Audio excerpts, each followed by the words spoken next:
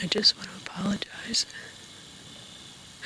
to Mike's mom and Josh's mom and my mom.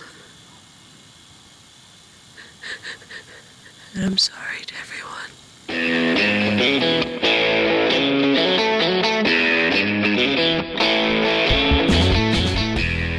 Hello and welcome back to our Halloween exploration of the Blair Witch Project. My name is Steve Morris. I'm a filmmaker and directing instructor in Los Angeles, California.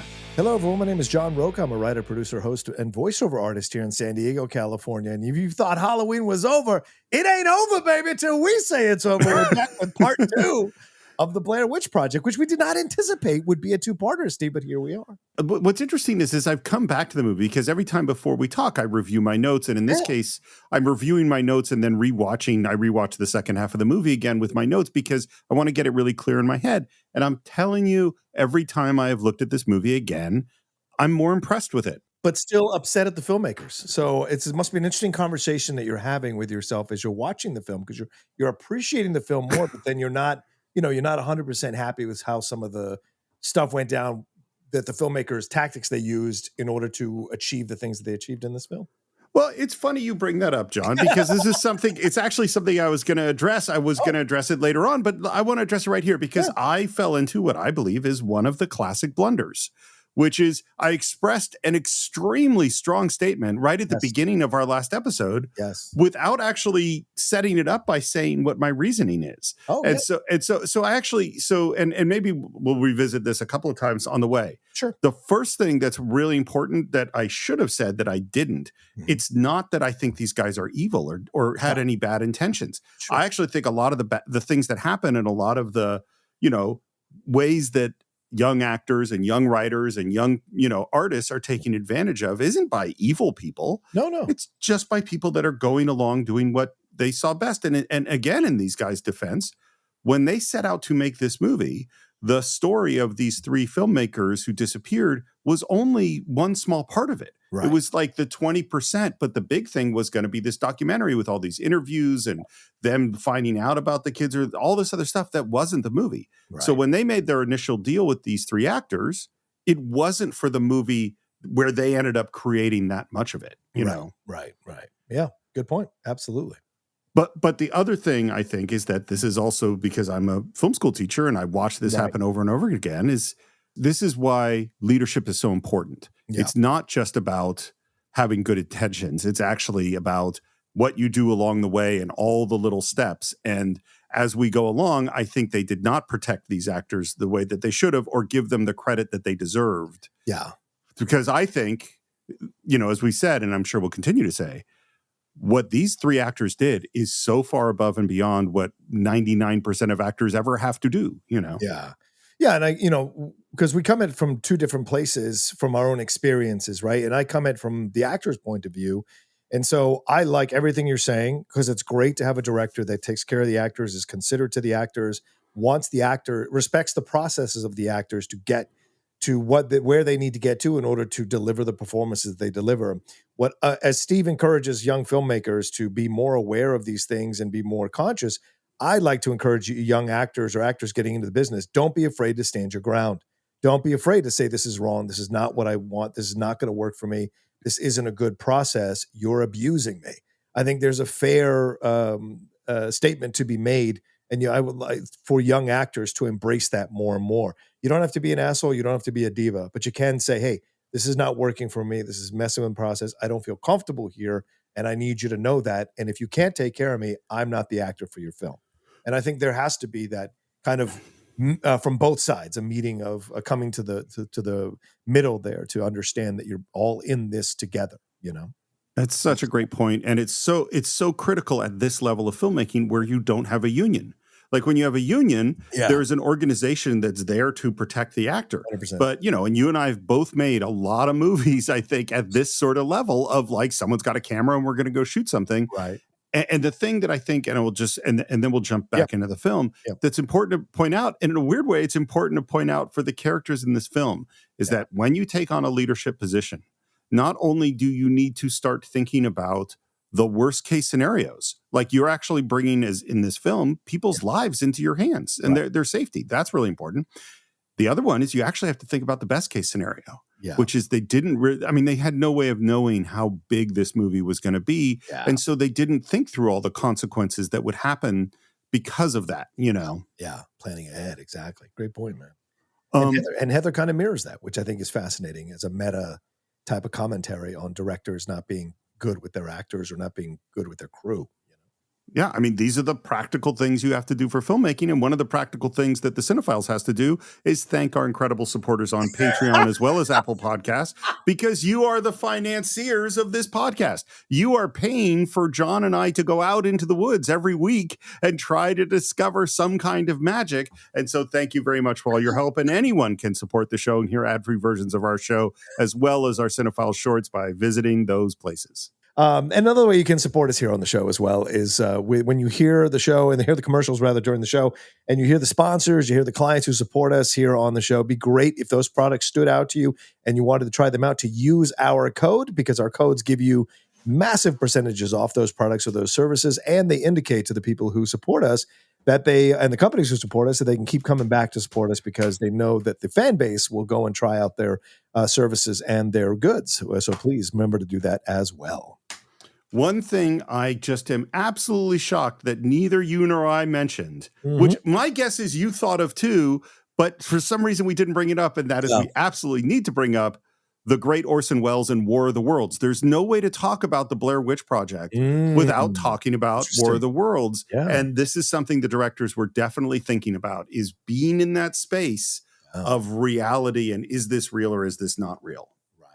Right. For those of you who don't know the story, Orson Welles put on a radio play of War of the Worlds and used or simulated news clips and interrupting the broadcast. All of that was done.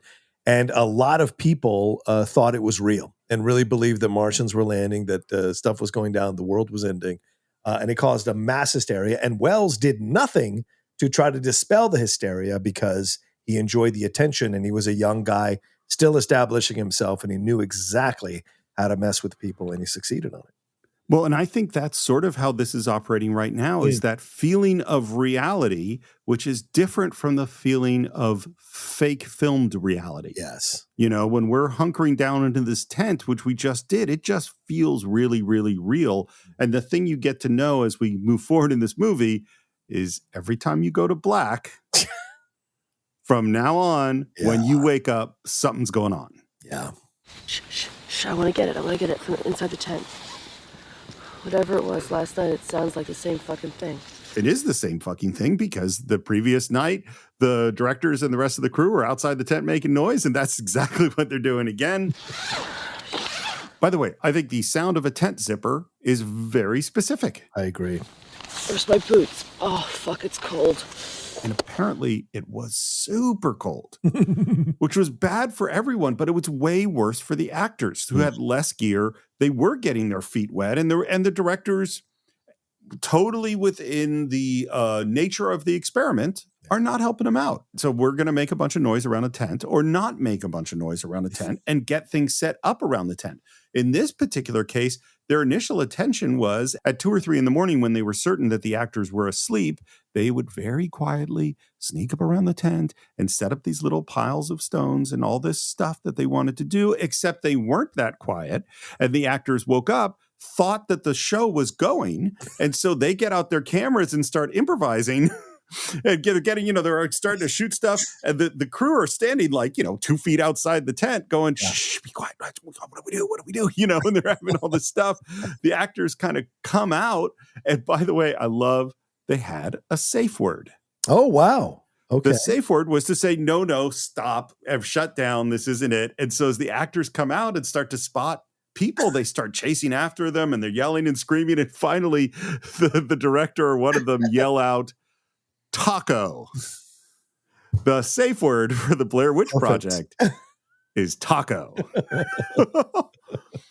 And so now they have to go, everyone has to go back to the tent, and they have to reset, give them time to set up the rocks and all the other things that they wanted to do, and then start the whole process over. The result of which is that the second time they do it, it really is much more acting, because they've had to reset. Right. And the other result is nobody got any sleep. Oh, wow. Which probably helps, right? Mhm. And the performance sometimes probably helps, especially when you're young. The idea of pushing you past the point of exhaustion where all your walls are down. So your emotions are much more readily available to you. So it may have been a happy accident because this stuff happened to elicit these kinds of moments from the actors.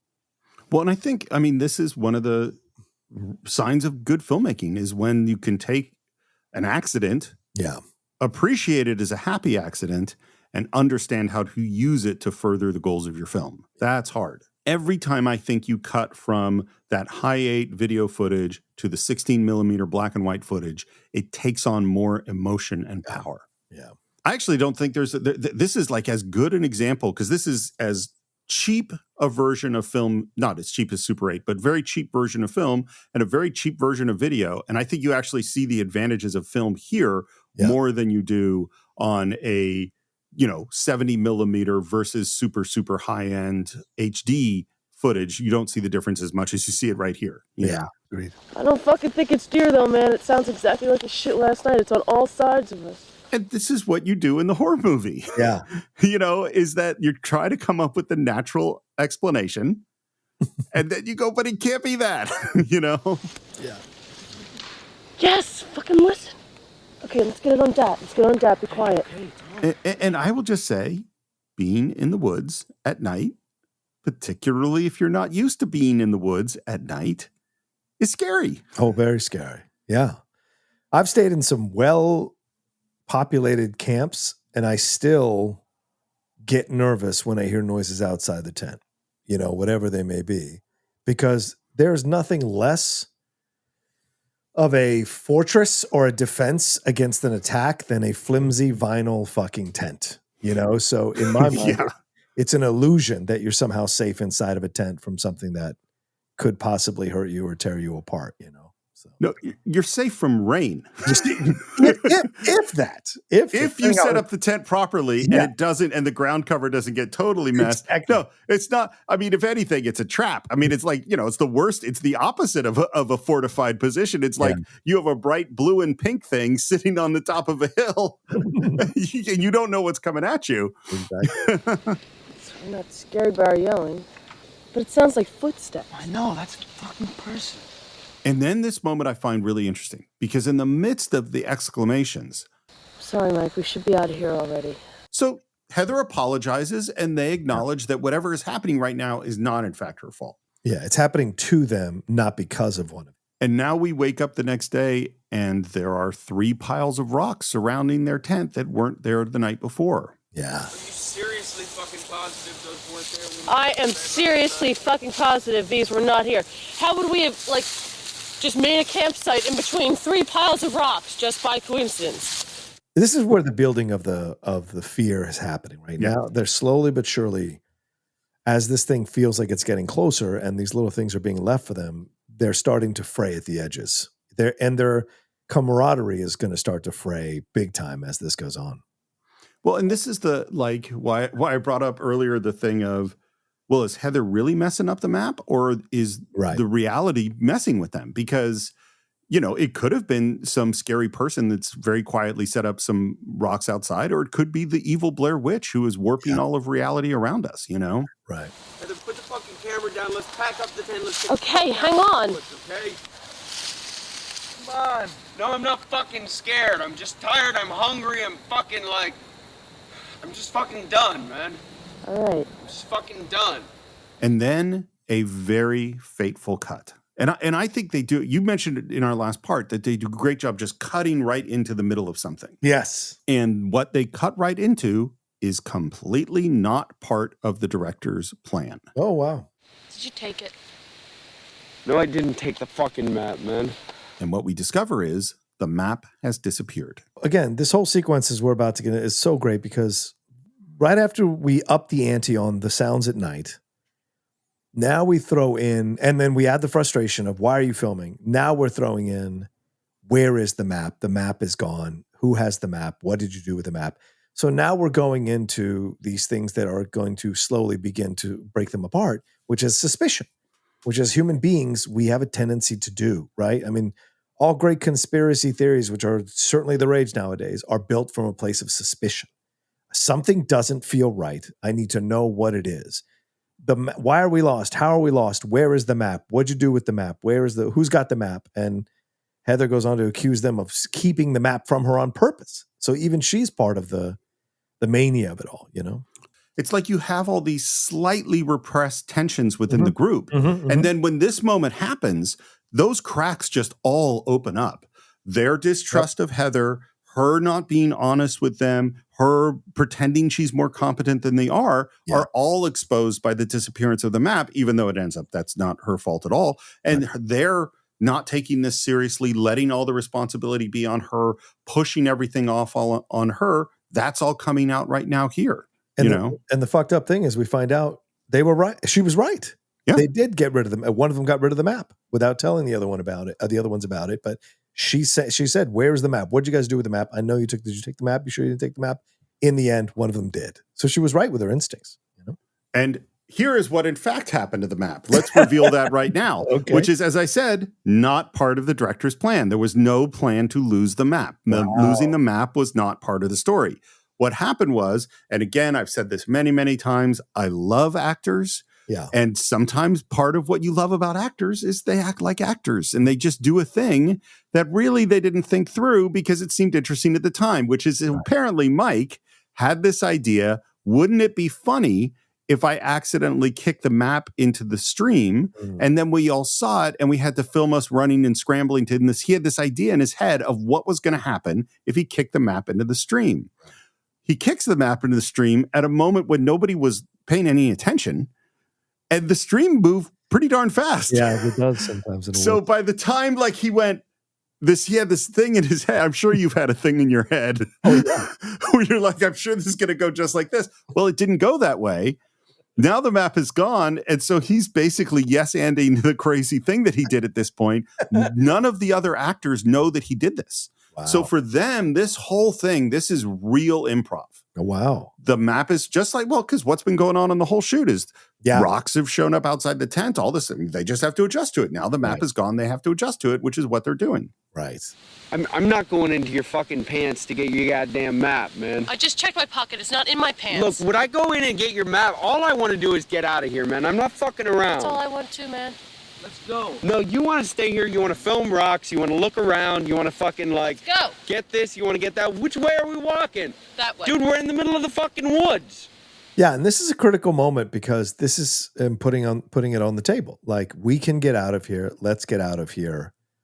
And so I think we as the audience have to decide, did Heather really want to get out of there, or was her subconscious desire to film stuff ruling her, in the back of her mind? It's a great question to ask as you watch the film that never really gets concretely answered, and I like that. I think there's some great moments later that I'm looking forward to discussing. Yeah. But I think it's one of the flaws in the conception of the film, because Heather has to keep filming or the movie ends. Right. And so there's this weird, there are definitely moments where I think, like, if you were an actor and I was your director, you would come to me and say, dude, I don't really think I wouldn't be running the camera at this point. Like, this is stupid. Yeah.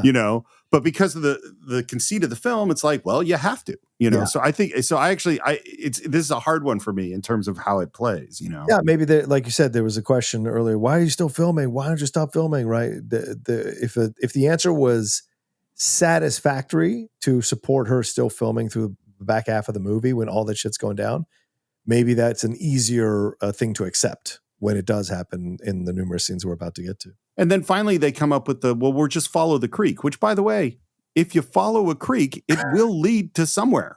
Almost always. Yeah. They go downhill. It's going to cross a road. It's going to go somewhere. That's usually a good plan. Anyway, it's a little Cine-Files advice if you're lost in the woods. By the way, at this point, somehow the details are a little sketchy. Josh broke that 16 millimeter camera. Oh, damn. Which the DP, which is what he brought, is very pissed off about. And as I think I said, it's sold many, many times, that same camera, on eBay. So people have made good money off of it. We cut to Josh kind of lying down on the hill. Again, I'm sure you've been in this place on a big hike with a big backpack. I'm just going to stay here. When you guys find somebody, Tell them I'm under this tree with the vine. All blame aside, this is really fucked up. I know. Yeah. I think that's a figurative thing that I think a lot of us experience at some point in our lives or multiple times in our lives. You're like, you know what? I'm just going to sit here and try to be quiet and just like remove myself from the madness of this situation. I love how Heather reassures herself by saying, It's very hard to get lost in America these days, and it's even harder to stay lost. So we have that on our side. and again, it's hard to get lost in America in the city. Yeah. Where there's stuff. Right. It is easy to get lost in the woods, which are big, you know? And I see some young people be like, well, I just check on my phone. But like there are large areas of woods that do not have any kind of cell service. Yeah. And since most young kids are not trained to find direction in the woods like that, I think a lot of young people, I'm not saying a majority, but I think a lot of young people, if this situation happened to them and they couldn't get a signal, would be absolutely lost in a forest like this, you know? I mean, frankly, I think there are a hell of a lot of people that is exactly true in a city too, if they lost their signal. Yeah, that's a good point. There are a lot of people now who actually don't know where they are. Yeah. You know, because they never lived in a world where they didn't have a GPS thing on their phone with them at all times, telling them when to take a left. Right. When you're not home today, when I'm not home today, people are going to start noticing. Like my girlfriend's definitely going to notice that I'm not back today. But, you know, if I just get back, like don't get back, period, and I don't call, she's going to notice, which means that by tonight, if we haven't found shit, someone's going to be looking for it. As soon as you have this thought, someone's going to worry about me eventually, you're already in deep shit. Yeah, exactly. You've been marked. Yeah. We're crossing a log, and of course, as we cross the log, our feet get wet, and, you know, bad stuff happens. Sorry, we're crossing a log. Heather's feet get wet, and Michael starts laughing. Michael, that is the first time I've heard you laugh in days. I'm really happy you find it very amusing that I'm going to be incredibly uncomfortable for the rest of the day. And her uncomfort just makes Josh laugh, and now they're both laughing at her. You could argue maybe this is a much needed like breaking of the tension between them, but there's also that element of like almost a bit of rebelliousness with both of them for laughing at her for her situation that she's in, being the leader, you know? And so there's a lot of elements, I think, to this. There's a lot of ways to take this interaction between them at this moment. It's so hard because does Heather deserve to be taken down a notch occasionally in the course of this film? Yeah, totally. Argue that. You know, and I think this is what should happen at this moment is everybody laughs together. Right. You know, and it brings you all together. And what's happening is the laughter is operating as a wedge, you know, because they're seeing it as their chance to take her down apart and to separate themselves out from her because they're not. And that's just bad. Yeah. And Heather, of course, then naturally she goes back to the map. Come on, seriously, if you have the map, I just want to know that you have it. That will just make me happy just to know that you have it. Heather. If I know that you have it and I can at least see it, I will feel much better. And the gesture that Josh does as he walks away from her, the behind your back sort of wave, I can't deal with you. Yeah. I've so done that. I don't like losing my temper, people. And there's just like this point of like, walking away. I'm walking away, you know? Oh, yeah. I've been walked away from and walked away. So yes, I hear you exactly. And this is the moment when the director saw this piece of footage. They're like, we got to get Josh out of here. That's when they officially made the choice that it can't be Josh and Heather alone, that it's not going to work for the end of the film. Interesting. Heather, dude, all our shoes are wet. We were laughing at the situation. Fine. We're fucking hungry. We're fucking tired. What the hell else are we doing? The directors loved this moment because it is that moment of them coming together a little bit, which they really wanted because things are about to get so much worse after this.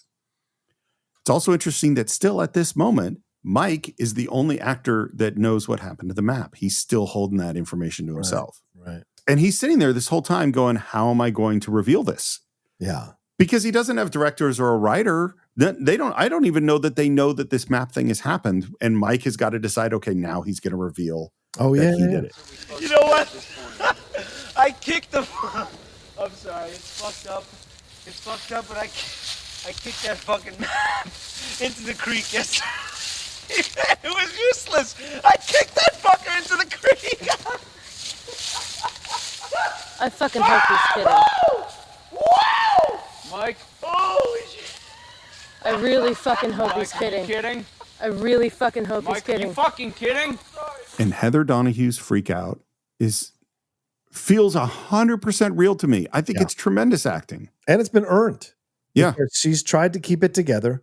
She's tried to keep them together. She's tried to not take their shots personally, even though occasionally they've frustrated her, especially the wet shoes that we were just talking about. But she's tried her best to keep that crew together. So when one of them, which she sees as a sabotage, she loses it, because she's been trying so hard to keep it together for them, and they don't even appreciate that she's been doing that by ridiculing her.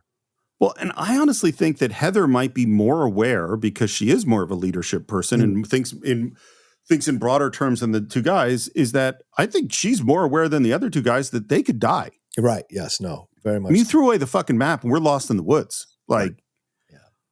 So she just, and Josh wigs out on Mike too. And what's interesting, this is where sort of the way that this is filmed actually helps, because in a film, you would show exactly what they did. Did Josh hit Mike? Did Mike defend himself? Like, you see that there's something physical happening, but because of the way it's filmed, there's no way to know how physical it actually got. You have got to fucking be kidding me! Fucking get the fuck off me, man! What the fuck are you out of your fucking mind? I'm not out of my mind. Right, The map doesn't do a shit. Do you realize? Not to you, but I know what the fuck that map I'm says! sorry. You are a fucking asshole! I'm sorry. You are a fucking asshole! And The map wasn't doing shit all day. if we get hurt or if we die out here, it's your fucking fault! It is your fucking fault! Do you understand? And I do think this is lame. This thing that Mike keeps trying to say, oh, well, the map was useless. It was useless. I think it doesn't quite work in the film. I don't disagree with you because they haven't built it up strongly enough that he's starting to lose it. Right. We know he's been frustrated, but getting rid of the thing that can get you out of there, that's a level of mania, the next level of mania. And they didn't do a good enough job setting that up for us to believe that he would do this, that would sabotage them getting out of it. The map was not worth shit to you. I knew exactly where we were on that map. I knew exactly where we were on that map.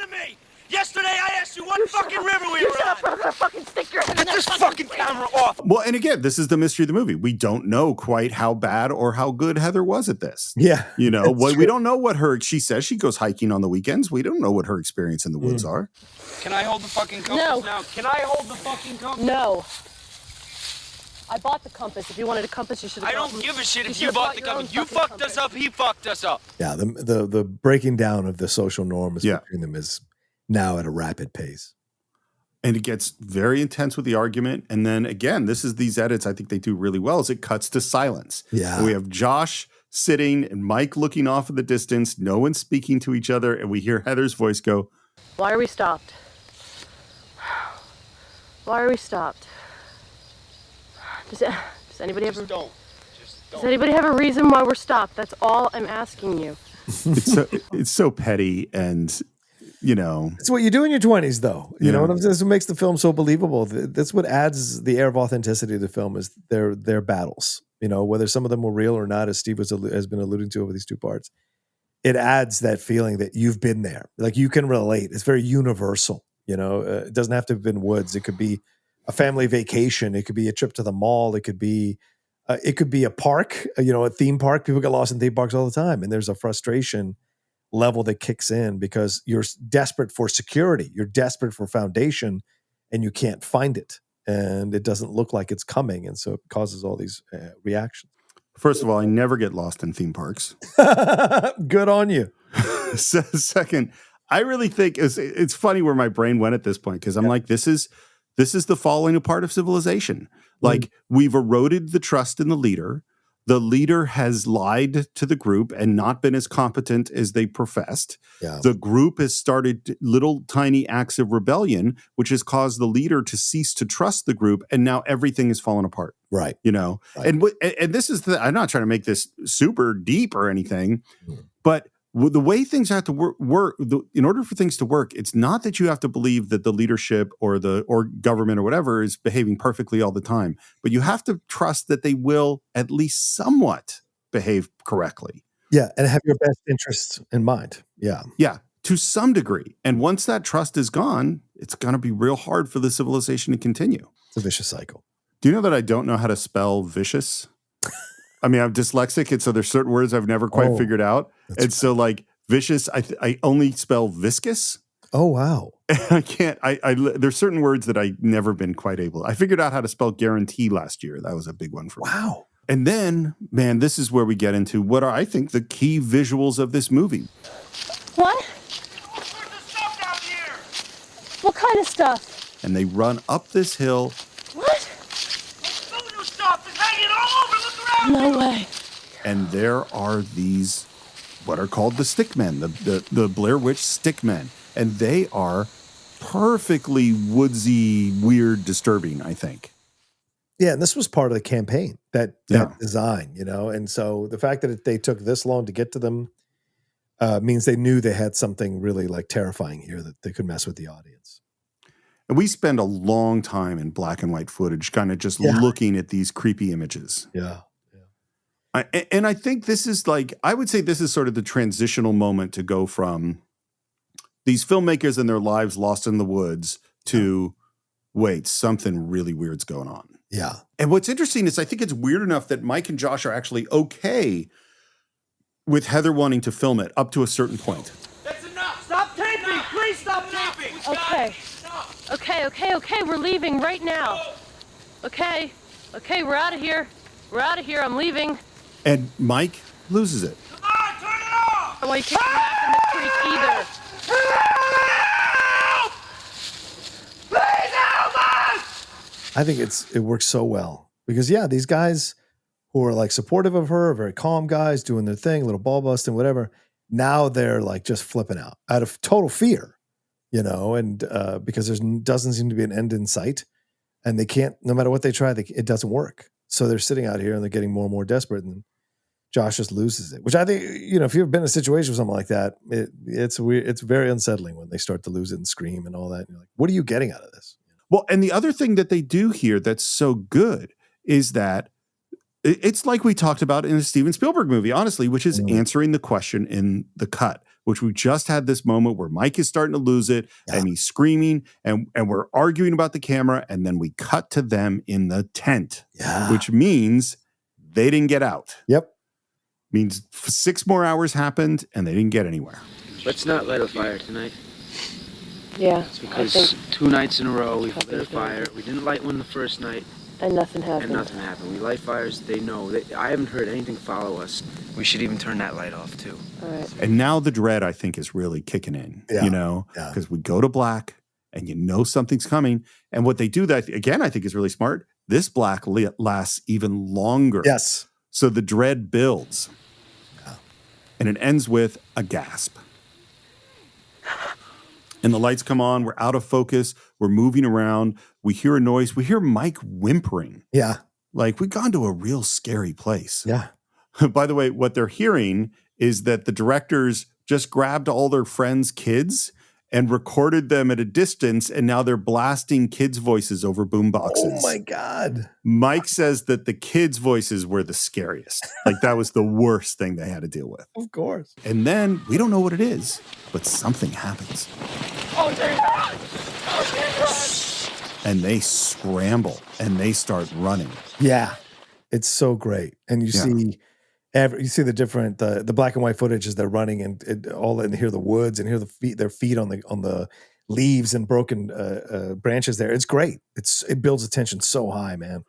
This is where the Blair Witch technique is paying off, because when you get that 16 millimeter black and white shot of running that's shaky and we hear all the panting, like it is unlike any other movie ever, really. Yeah. By the way, the unseen figure that Heather is running from, there actually is someone. It is the art director, Ricardo Moreno, who's wearing white long johns, stockings, a white pantyhose over his head, and he's just running at her and screaming to scare the crap out of her. And by the way, this is where you get those accidental shots. Like there's that great black and white shot of Heather turning off the light where you just get her just for a second. Yeah. Now again, we're in the black, panting. And the first thing we get is, You hear that baby scream? Shh. Shut the fuck up. There's no fucking baby out there, man. There's no fucking baby out there. Okay. I totally get that. People love to add to the tension, subconsciously or consciously. Well, and now they are sitting in the black, Yeah. in the cold, waiting until morning. Yeah. And again, what is the difference between this and a regular shoot? If you were doing the regular shoot, you have your actors sit in the black, and maybe it is really cold. Yeah. And then you say cut, and just off camera, you have a couple of crew members with big warming blankets and cups of hot coffee before they head back to their trailer and wait for them to set up the next shot. When they come back out, take off the warming blanket, hand the cup of coffee to a PA, and then shiver again. Yeah. These people, they were just outside in the cold until morning with no fire. God, this is just what it was. Mikey, I'm not seeing shit on video. I'm going to leave the rest for Dad, all right? I'm going to stay out here with you, though. You gotta fucking stay out here with me. I am. What time is this fucking anywhere near morning right now? Let me see. Please say it's fucking 5 o'clock or some shit. 3. Fuck! I love this moment because I have been in this moment. The idea of when is it dawn? When is the sun coming out? Because especially if you've had like a terrible nightmare, if you've been scared by anything, especially as I said, watching certain horror films like Paranormal Activity, stuff like that messes me up and keeps me awake at night. I'm always looking for the dawn. And sometimes I think there's a symbolism to it, right, Steve? The idea of waiting for the dawn. The dawn is rebirth. Light is supposedly safety when you're in the dark, right? And so this scene where he's asking, what time is it right now? And he hears that it's 3 a.m. instead of closer to 5. There is this sense of now they have to endure the next 2 to 3 hours in the dark until the sun comes out. And it adds to the horror and the fear and the tension going on in this moment because we have no idea what's going to happen as they sit there in the dark, you know? I think it's a great moment. And I think, one of the keys to film and filmmaking, and in particular horror films, is how you deal with time. That time is elastic. And we have all been in wonderful, fantastic moments where 6 hours went by like 20 minutes, and we've all sat in a waiting room for 5 minutes that seemed like a year. Yes. And 100%. those 2 hours till dawn. Oh my God. Yeah. Yeah. Have you ever been on a set where you're shooting overnight? You're like waiting for the dawn. Has that ever been a thing where you're just like sitting there? Sure. Like, what time is it? Oh, man. No, except not waiting for the dawn, dreading the dawn. Oh, dreading because you got to get it done. Right. You got to it's, you're always fighting time. And particularly on, like, there are big movie sets that can fight the sun. They can just put up some barriers and shit. The sun gets up, it wins. Yeah. So, I mean, there's so many, I can think of shots in The Assistants where I can go like, oh, the sun, in 5 minutes, we had to stop shooting, because you could see the sky starting to get light, and it gets light fast. And then it's morning and they go to pack shit up. Yeah. And they come back to their campsite. And it's funny, this always makes me think of Tarzan with the wrecked campsite that the apes have just been through to wreck everything, because everything is pulled apart. They spilled all my fucking water. It looks like slime, man. It's just water, man. It is slime. What the fuck is that, dude? First of all, it's KY jelly, in case people wanted to know. And of course, the reason that it's Josh's stuff that got slimed is because he is the person that's going to get taken away. Yeah. And again, we get to this same moment. Do I look like I'm laughing at all? No, but you're going around doing your documentary thing, man. You're still doing your fucking thing. He's starting to spin out big time. And then it gets physical. And if the first time it got physical, you're like, I'm not entirely sure what happened. Here it gets really physical. Don't fuck it! And turn the goddamn thing off! If you bite me one more time, I will throw you in the fucking woods. Do you think the actor Heather actually bit Mike? Possibly. I would say that's in the realm of possibility. I think it is actually too. Yeah, because like you said, it was getting hairy between them sometimes, and and when you're young and you're an actor, you want to do that quote unquote realism. You want to make it feel real, especially when you're doing improv stuff. And so sometimes actors go a little too far in certain moments, without thinking about the safety of the other actor. And then after this little altercation, they kind of like pull apart, and you could see Mike holding his hand where maybe she bit him, and she says, I didn't mean it. Okay? You're right. I'm fine. I want to go home, but it's important. I just want to get what we can. Well, I like that we build up the tension to it becomes a physical confrontation. Not that I approve of physical confrontations, obviously, but I think where this idea of where to cut, right? The fact that they cut from this moment of where it feels like pretty violent and you're like a little unsettled watching it, to where they're both clearly like recovering and apologetic about how much they let themselves go. It's almost like post-coital, in a weird way, in a weird way. Cause like there's this passion of sex and then there's like the next cut is like, oh boy, that was a good night. It was great. It was great. Right. And so this is though in a bad way because they were angry with each other. And so when they cut back, like they're so much more apologetic and sorry to each other. Like they realize they went too far. And I like this because you've got to pull the waves back before you crash the waves back onto the shore.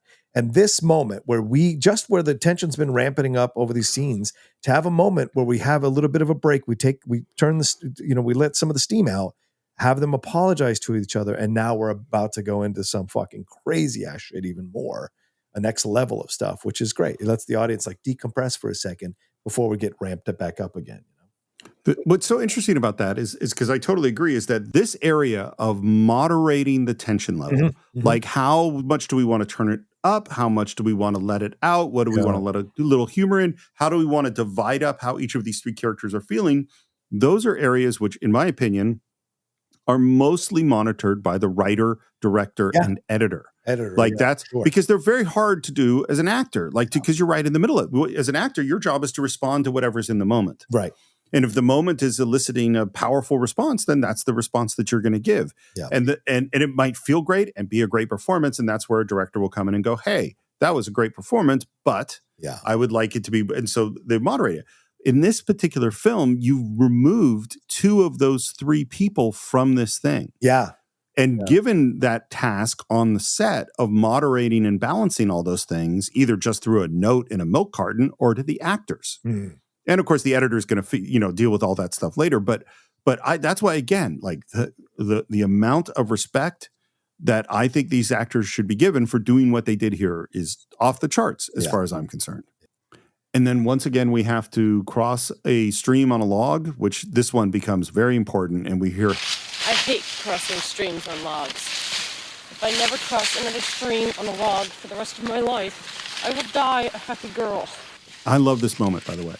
I see why you like this video camera so much. You do? It's not quite reality.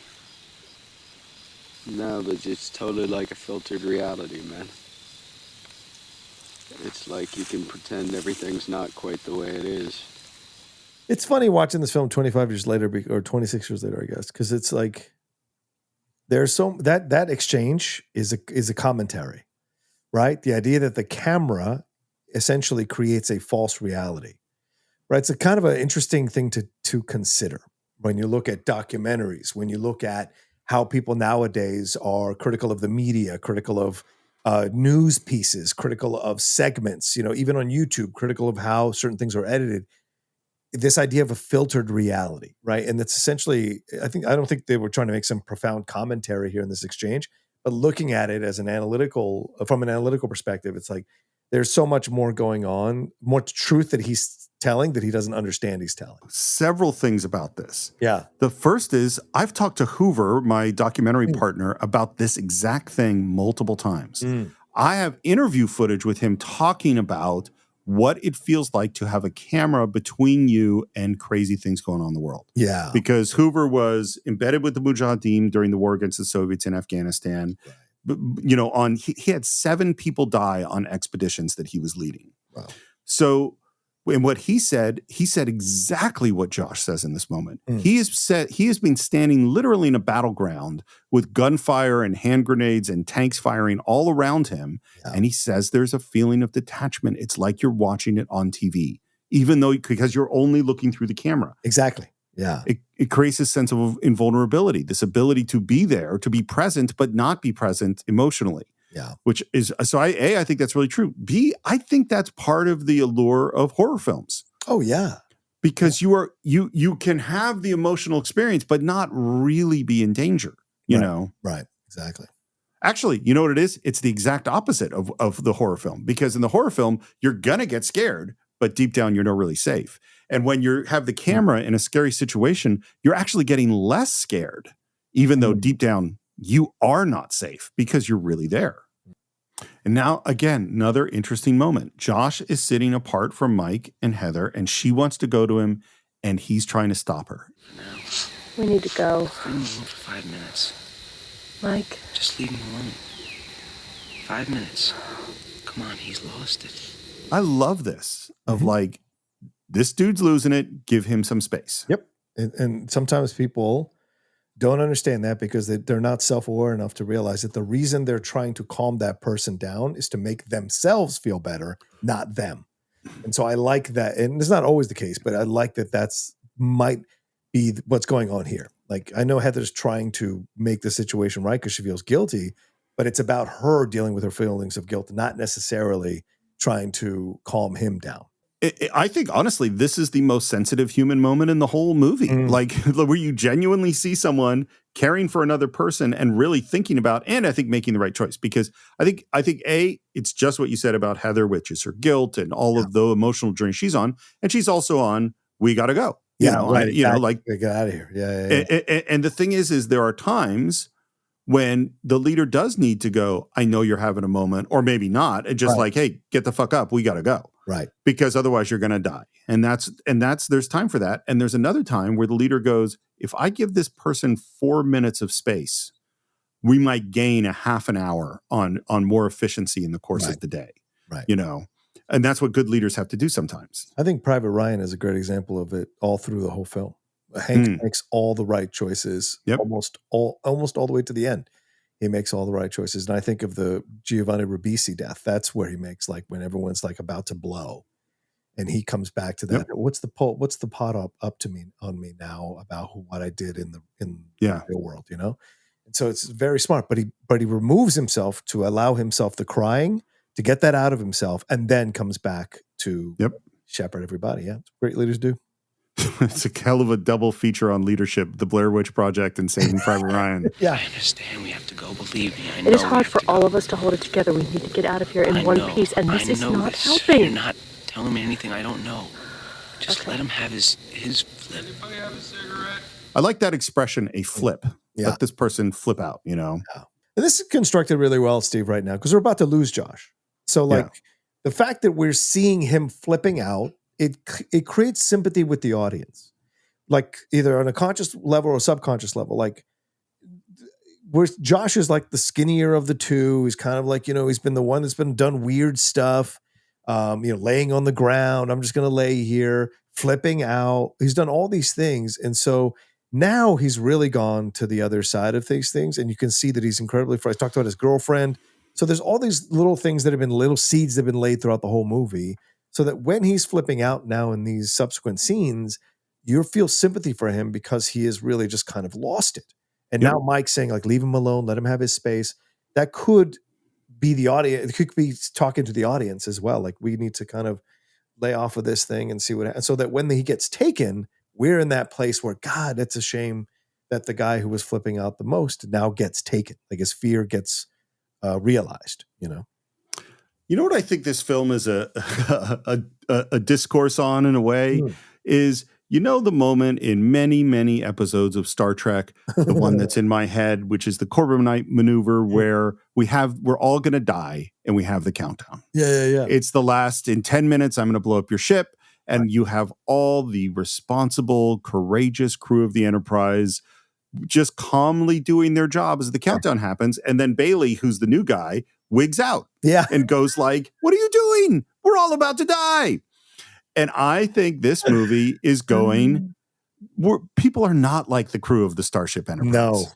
No. We don't necessarily make the right choices. We don't know how to navigate, like, what the fuck is going on here, you know? Film is aspirational. I know you don't. Whatever it is going to come back. We know that for a fact.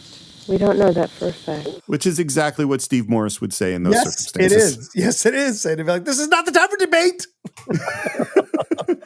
I mean, do we really know? I mean, we don't know what it is. Let's get real clear on our... Yeah, I would piss everybody off right then. And someone would have to go like, Steve, let's go take a walk. Exactly. Let's go take a walk. And we have this discussion of whether or not, anything can come back. And Heather she's moving into the full denial mode at this point. Not possible. Not possible in this country. Why is it Not not possible. possible? Because this is America and it's not possible. We've destroyed most of our natural resources. Let's just keep going. I love that as a rationalization for safety. We can't be in danger in the woods because America's destroyed all the woods. I feel like the Gregory brothers, if people remember them, would have made a great mix out of that line. The natural. And then her mention of America leads them into renditions of, the national anthem in America the Beautiful, because they're dudes. Yeah, and they're going to make fun of her, for sure. No, that's the tree we crossed. That tree is down. That's the same one. Oh, God! No. Mike, just please stop. Please stop. Please stop. And Heather starts to, I think her performance in the realization, they're pissed off and angry. I think they're doing a really good job. Yeah. But her going from, it's like, the 5 stages of grief. Yeah. You could hear her go from denial to depression. Yeah. And it's so brutal. It's not the same log, Mike. Look, it's not. It is. Open your eyes. It's not the same log. It's not the same log. And then she just stops sobbing as they freak out. It's the same log. It's the same log. Right, because again, she's been holding it together for all three of them. Yeah. She's been trying her best, but this now is the moment of utter, how can I say this? Not giving up, but just utter realization that this might be a futile affair. Like it's finally dawning on her that everything they're doing, there's an inevitability of terror that is coming and they can't get away from it. I think it's a great distinction because the realization of dawning realization of futility precedes giving up. Yes. She's not giving up. No. But it's realizing it might not matter if I give up. Which is the most horrible thing because we are trained since we were kids as humans to think that there's always a way out. The content we consume and watch, Star Trek, how many times has Shatner Kirk found his way out? And so it's that thing that we're conditioned to believe. There must be a way out. There has to be a way out. And when we get confronted with those rare moments where there isn't a way out, it's truly humbling, Here's a thought I've had. I had it really when I was doing the Star Trek show, but it's come up on our show too, which is there's so many things where it's the countdown for the last 5 seconds.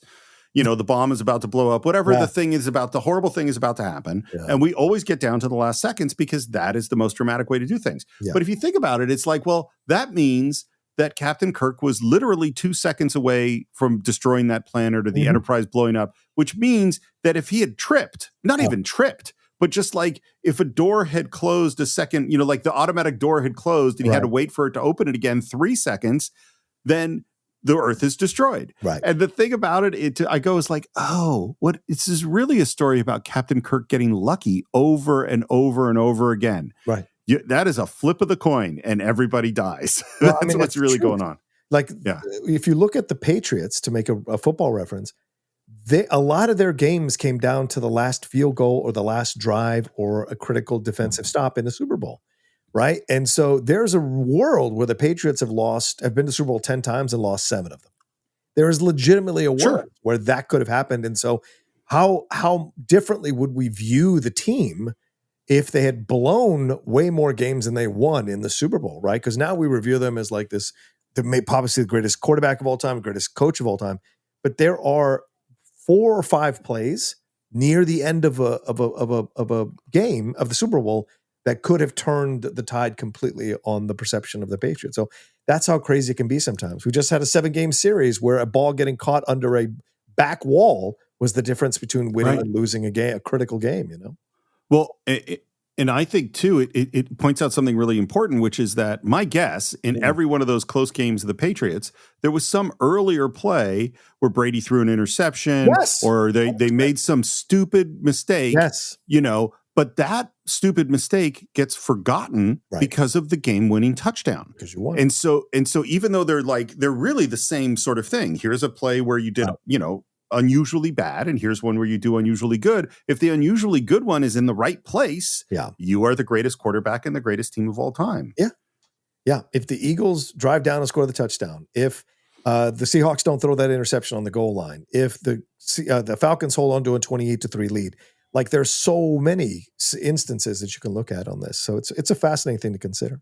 So we're finally accepting that this is the same log. And it is, I think this is a really brutal moment. And this is also where I think now we're really feeling, no, there's something mystical going on. Yeah. Like this isn't just people lost in the woods. Heather's just, at this point, she's given up leader. She doesn't want to be leader now. Where do you want to go to camp? I mean, I guess today south didn't work out, so tomorrow we'll go east. I don't know what to say, Josh. There's a hard cut. And then we have an out of focus zoom in on Heather standing against a tree. She's looking very, very upset. Yeah. And the camera is just staring at her. It's just Josh pointing the camera at her first. And what's interesting to me, by the way, is a couple of scenes ago, it was Josh wigging out, and Mike convinced Heather the last thing he needs is to point a camera at him. And now that's exactly what Josh is doing to Heather at her low moment. Right. It's all broken down now. All remote civility or hierarchy is gone.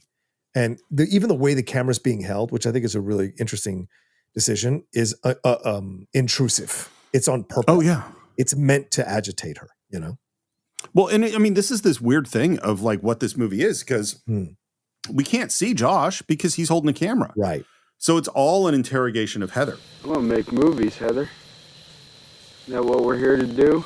I mean, it's so mean what he's about to do. Let's make some movies. Please, let's not fight, please. And Mike is trying to be the peacemaker, but Josh isn't letting it go. Okay, here's your motivation. You're lost. You're angry in the woods. And no one here is here to help you. There's a fucking witch, and she keeps leaving shit outside your door. There's no one here to help you. And he's just bouncing the camera right back and forth in her face, which is terrible in terms of filmmaking. Oh, yeah. It looks awful, and you should never do. But it's an actor. He's not a filmmaker, so he's just this kind of makes sense. We walked for 15 hours today. We ended up in the same place. There's no one here to help you. That's your motivation. It is so horrible. Yeah. And I think the actor, Josh is doing a great job. And man, Heather taking this in, I think her performance is great. And, and I think, again, we're more aware of things now. Imagine, women watching this, in 2025.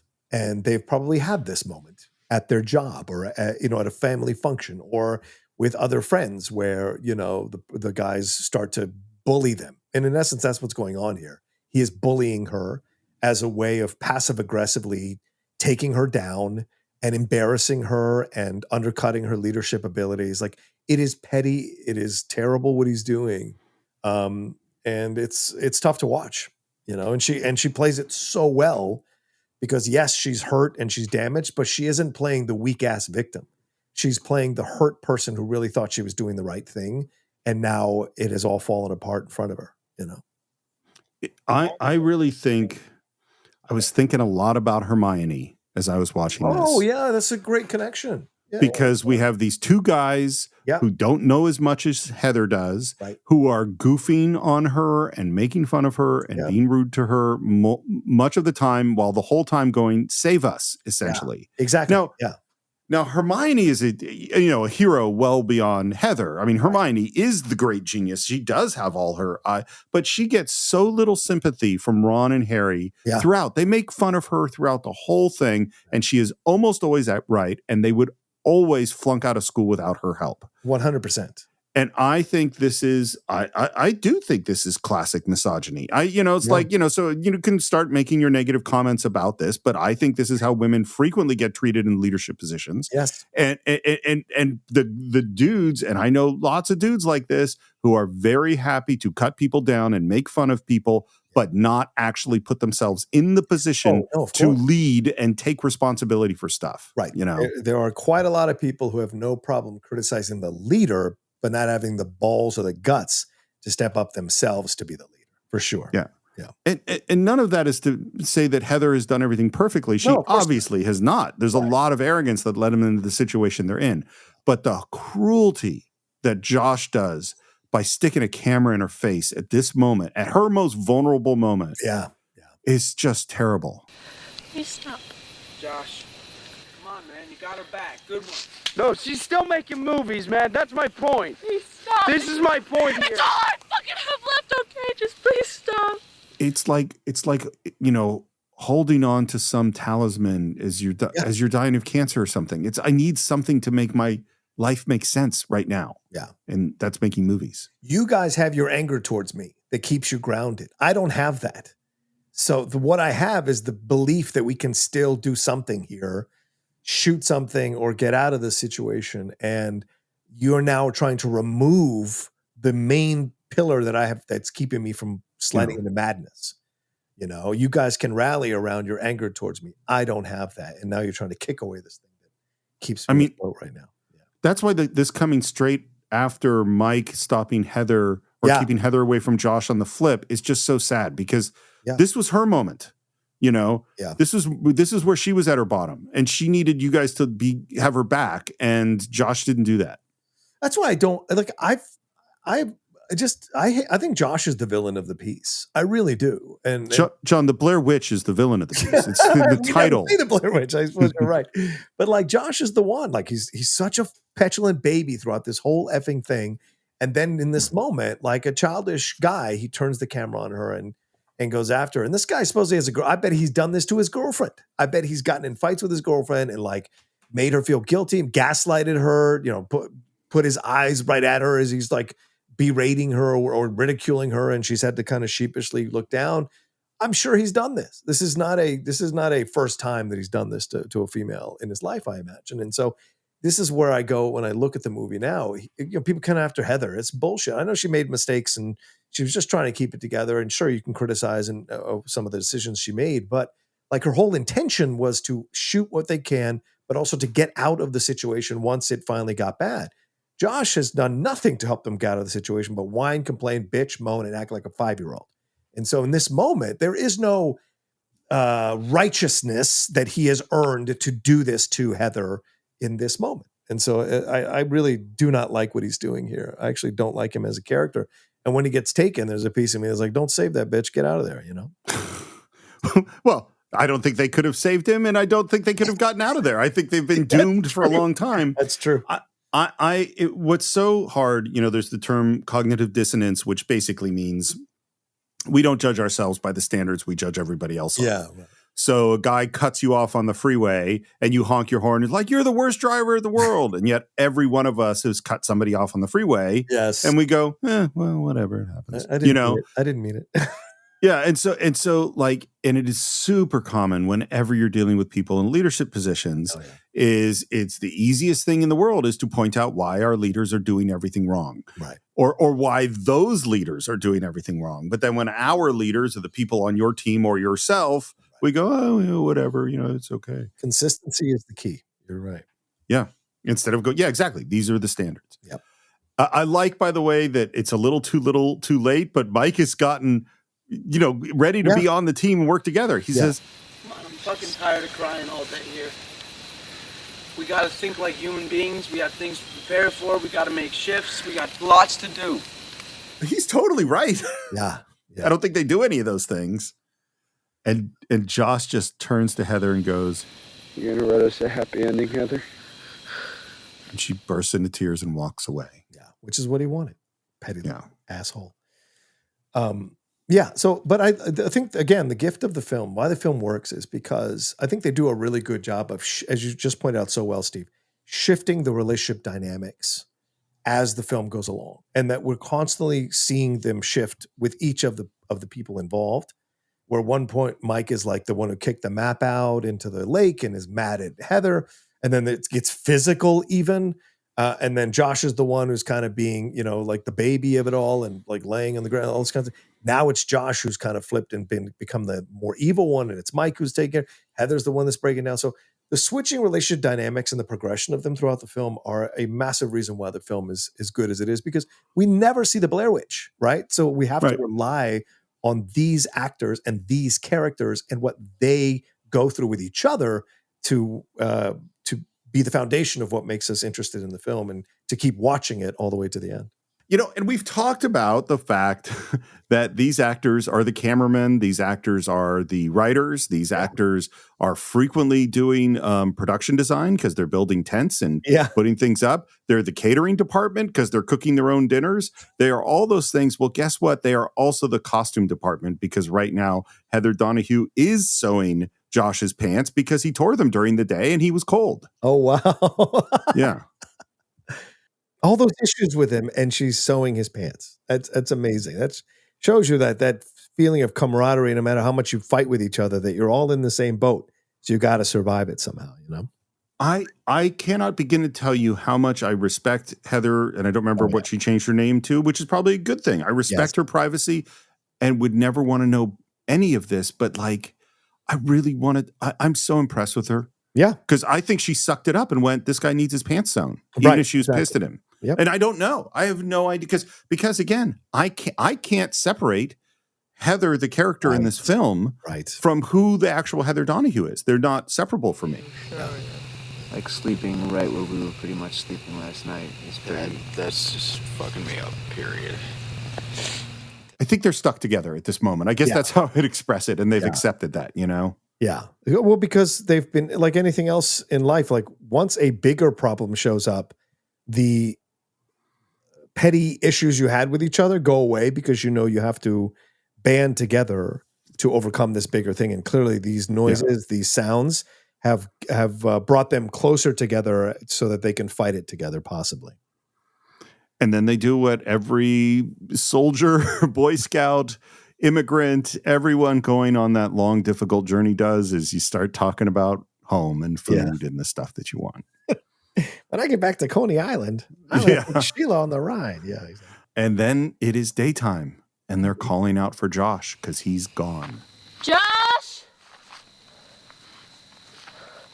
Fuck, Mike, we never got him earshot. Josh! Calm down. What a great twist in the movie. You didn't know what was going to happen. They tease you by having him freak out that they're out in the dark a little, like it was the night before at 3 a.m. And there's like this fear, but nothing happened that night. But now we come out and Josh is gone. And there's no big like sound or any kind of dragging away. He's just gone. And they have to deal with the aftermath of Josh's kidnapping, in essence, by this entity, possibly. I don't know if you've had this situation. I've had it a couple times where you're in the woods. Yeah. There's no, long before the days of cell phones, and you're separated and it's getting dark and you're trying to figure out, well, do I stay here? Do I head back to camp? Do I go look? Do you send someone else on a search party and you stay in the, Yeah. It's scary. Unfortunately, in all of these situations, we all found each other. Yeah. A couple times it was well after nighttime and it was scary, Yeah. Yeah. No, I always stay close to camp, Steve. I never leave. Smart move. Smart move. You avoid all this stuff. Yeah, I do. Because and I've been in those moments where I'm like, well, they left camp. I don't know what to tell you. They left camp. And they're really starting to panic. Yeah. And by the way, there's the moment which I'm certain was like in the note in the milk crate where, Heather says something about, do you remember what he said yesterday about the shit on his pack? Like, it's such a make sure to mention the slime sort of thing. Let's go. We gotta find him. Come on. We can't even find the car. How the fuck are we going to find the car? It's really falling apart. Right. Yeah, exactly. Because if Heather is cracking, then everything is cracked. Right. But I do love the fact that she is opening the door to her vulnerability to share that with Mike. Now, it's dangerous to do that because if the leader starts to break, everything can fall apart. But at this point, Heather is just a human being who needs comfort. And her surrendering her vulnerability to Mike, who's someone who, a couple of nights ago, she would have never done this. She is doing it now in this moment because Josh has been removed. And the only other person left in this woods where they're lost at that she can trust is Mike. So she's going to reveal herself to him in this moment. And hopefully there is some return from Mike to soothe her and understand that they're in this together, I love this little conversation. We have a quiet moment sitting. And first of all, Heather is determined to take the camera, even though she's which honestly, I'm kind of with Heather on this. I probably would take the camera too. Yeah. And I totally understand why someone wouldn't, but I probably would. How do you feel about East? How do you feel about East? Well, South didn't work. Which Wicked Witch was worse, the Wicked Witch of the East or the Wicked Witch of the West? The Wicked Witch of the West was the bad one. Let's go East. It's stupid, but a great bit of conversation. Yeah. This is how desperate lost they are. They really have nothing else but something from a movie to give them some idea of what to do next. And then we're setting up a tent again. Yeah. These days are going shorter, and just the level of we're still not out. Yeah. Is huge. And we're having the same conversations, fantasizing about a glass of wine and smokes. Yeah. And then we get to this moment. What's your favorite thing to do on a Sunday? It used to be drive to the woods and go hiking. But I think you could scratch that might off. change now. By the way, the actors were really hungry, and the directors, because they had packed their own food and hadn't come up with the best plan for food. Oh. So they were running low, and I don't have the specific details on this, so I don't want to make like an accusation. The directors were giving them power bars and snacks. Right. But they were still hungry. And I don't know if the directors were intentionally making them hungry or like what the circumstances were, but that's what was going on. And now, again, it's the black, and now we hear yelling. And of course, yes, Josh is one of the people yelling out in the distance. This is the last thing he did on the Blair Witch Project before he head out to go to the Jane's Addiction concert that night. Or the next night, I think. Take care, guys. Bye. Yes, yeah. Josh! Josh, where are you? Tell me where you are! Because it sounds like that might be Josh's voice. And I think the ambiguity of the voices we were hearing works great. They are on little sleep, little food, and in their minds, they're hearing these voices. We don't know this is Josh's voice, right? And as you said, earlier, like this could be the entity using Josh's voice to lure them into a position of danger. And certainly we've learned that we've seen that in mythology, Steve, with the mermaids and all this idea of some magical entity using voices or using a sound to lure people to their deaths. Yeah. So we have no idea that this is actually Josh screaming for them, or if this is some witch that has been able to possess Josh's voice, or even horrifically be able to put fingers on Josh's dead neck to elicit sound that sounds like Josh, What just occurred to me is that in general, not in general, in total, all episodes of Scooby-Doo do not have mystical things. There, in fact, is a dude with a mask that has planned the whole thing. Yes. Basically, all horror movies, it is real.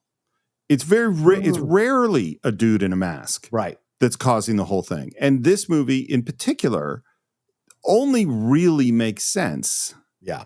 I think if they're, I don't know. I mean, these still could be really stupid kids, who trip at the end of the movie, and Mike was just looking at a corner but I don't really think so. Yeah. You know what I mean? Yeah. And so again, you got to go into, at what point did the quote unquote Blair Witch start messing with these three people? Yeah. Right. Great point. Please don't fall asleep. I can't fall asleep. That's nice. Yeah.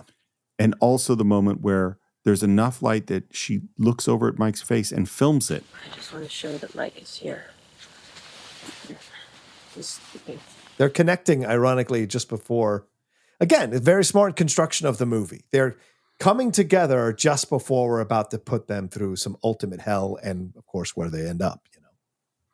And these are ones which we can't ever know. Right. What I would love to see the original, which I looked for and couldn't find, the original 35-page outline that they had for what their plan was. And I wish, because you would never keep it because there was no reason to think these were historical documents. Right. I want to see every one of those notes. Yeah. Good point. Because I don't know if I just want to show that Mike is still here and he's asleep. Right. Is Heather's idea or the director's idea? Or even Mike's idea. Or Mike's idea. Yeah. Exactly. Well, this is I'm sure because one of them had to film it. So if Heather wanted to, most of the time we're hearing Heather's voice, but not seeing her. You actually don't see Heather that much in this movie because she's the main cinematographer. Yeah. So if she needed to be on camera, like for instance, the moment where Josh is emotionally attacking her and he is filming her. Yeah. So they're actors. They have a note. We don't know what the note said from the director. And then they said, okay, well, Joshua, why don't you film this? Okay. And I'm going to go over here. Or Josh said, oh, Heather, why don't you go over there? Or Mike was somebody, they had to talk through what was going to happen on some degree. Or it could have been that Josh just said, give me the camera. Right. And just started doing it. But we don't know. Yep. It's daytime. They come out of the tent and they find this weird bundle of sticks that's bound with gray thread. And they look at it and they see it and they don't want to touch it. Okay, I'm just going to move it from the front of the tent. Okay? I'm taking it away. I'm taking it away from the front of the tent. I'm just throwing it. Here's the thing. They were supposed to open the bundle. Oh. But they didn't tell. So this is one of these things they set up in the middle of the night for them to discover. Yeah. And they just assumed that when they saw that it was tied with this interesting knot, that the actors would think to open the bundle. Right. But they didn't. And this is, you haven't played a lot of Dungeons and Dragons, right? It's not my jam. No, I've tried. It just doesn't work for me. It's not my jam. There is a particular bit of horribleness when you are the dungeon master and you have come up with an elaborate and dramatic battle that's just starts in the back room of the bar. Yeah. And we have a beautiful woman come out to your heroes and you say, hey, gentlemen, there's something I'd like to show you in the back room of the bar. And all the people, the players, your friends that you've built this whole thing for go, nah, no thanks. We think we're going to go down the street. And they leave. And you're like, but I spent weeks putting it together. Yeah. That's what this movie had to be like for these directors a lot of the time. I'm sure. Yeah. There's a moment where Mike is just kind of bouncing by himself. And this was the tail end of an epic Mike freak out that they filmed. And it was just too much. So they just got the end of it for this. Yeah. And then we get something that is kind of remarkable for the Blair Witch Project, which is that Heather puts down the camera somewhere and steps into frame and we get a 2-shot. And it's so nice to see two people together, you know? Do you think they were told to move that thing? Well, I guess you were saying they were going to open it, but I have a feeling like moving it away from them. I wonder if there's a little bit of a meta thing where they're like, we don't even want to deal with this. Like, we don't even want to open it. Like, is there defiance towards these directors in a way? You know what I'm saying? It could be. Yeah. Not that I'm saying that they necessarily did that on purpose. I'm just saying by not opening it, and it's clearly tied with a flannel from Josh's shirt, right? They're in a way trying to say, like, they might be saying either subconscious or consciously, like, I don't want to open this because if I open this, I really have to deal with this and act this and play this, and I'm really at my wit's end. And so the better decision is let me put the camera down and let me go sit next to Mike, and then Mike and I can have like a connective moment, you know, because she puts her head on his shoulders. Yeah. No, it's a tender moment. It's a great point, and I think it's a great point in a couple of ways because. Again, if you've done some improvs, I'm sure you've been here. Improv is yes and whether it's a dramatic improv or a comedic improv is that you're in the moment, you're listening, you're in your character, and this thing happens, and you react honestly to that. You can't deny the thing that happens. You have to react honestly. But the thing about yes and is you don't know that yes and is going to go in anywhere near the direction that you think it's going to go. Right. Yeah, 100%. So the directors are essentially in a long distance improv with the actors. Yes. So they have created this set of circumstances and they put this bundle and the obvious yes and that they think the actors are going to do. I see this bundle tied with fabric, possibly from Josh's shirt. Yeah. Obviously, I would want to open it. But an equally rational yes and is I want nothing the fuck to do with that. I'm going to move it out of my way. So the actors are completely acting properly. Right. But not giving the directors what they want. It's a good point. Actually, like for her, it's like, this is what the character would do. I don't want to confront this. I'm throwing it away. Right. Good point. Yeah. Well, and this is why directors in general are needed on the set. Yeah. Because, it actually happens all the fucking time, which is an actor who has a strong sense of their character will come to a director and say, why am I doing this? Yes. This doesn't feel motivated for me. And it's the director's job to either change what they do into something the act, and that's where I would start. Well, what do you feel like what are you feeling at this moment? What would you do? Right. And if I really need you to pick up the bundle, then my job is to come up with the motivation that makes absolute sense why you have to open this bundle. Right. And convince you of that. Yeah. That's my job. Yep. Now they're walking again and they run under another bundle, which strangely enough is identical to the first bundle because at their next stop, they left a note that said, no, seriously, open the bundle. And it's pretty gross. It's filled with blood and stuff. The director said that I heard interviewed said he doesn't know what it was. Wikipedia says it was, teeth acquired from a local dentist. Wow. Covered in blood. But whatever it is pretty damn nasty. And she reacts pretty strongly to it as well. Oh, her, yeah. And again, I'm just going to keep singing the praises of Heather Donahue. I think she's great. I think this is and it's very clear this is her Lady Macbeth. I mean, this is the out damn spot moment. Kind of, yeah. I'm okay. I'm just washing my hands off. I'm fine. I'm going to put my gloves on. Is it super dramatic? It totally is. But I find it totally convincing. I do too. Yeah. I mean, because if you factor in everything they've been through, and I remember not thinking this wasn't accurate or authentic when it was happening, and her trying to hide it from Mike, I think is an important part of the situation as well. That's still showing her leadership, right? She knows that Mike might lose it if he sees this. Mike is barely hanging on as it is. And so she's just going to wipe any evidence away of what she even touched, What it also means is somehow the decision had to be made to hand Mike the camera. Yes. Right. And my guess, but I have no idea. I don't know if this is what happened. And like I said, this all could be Mike's plan. Mike could be directing all of this. Right. But my guess is that Heather went, hey, I have a thing that I think I could do. Yeah. Do you mind taking the camera and filming while I try this out? And she might have done 3 takes. Who knows? Yeah. We don't know. What happened? Nothing happened. I'm just very hungry. I'm very tired. And I'm very scared and I just want to go home, okay? Okay. But I'm fine and we're both okay.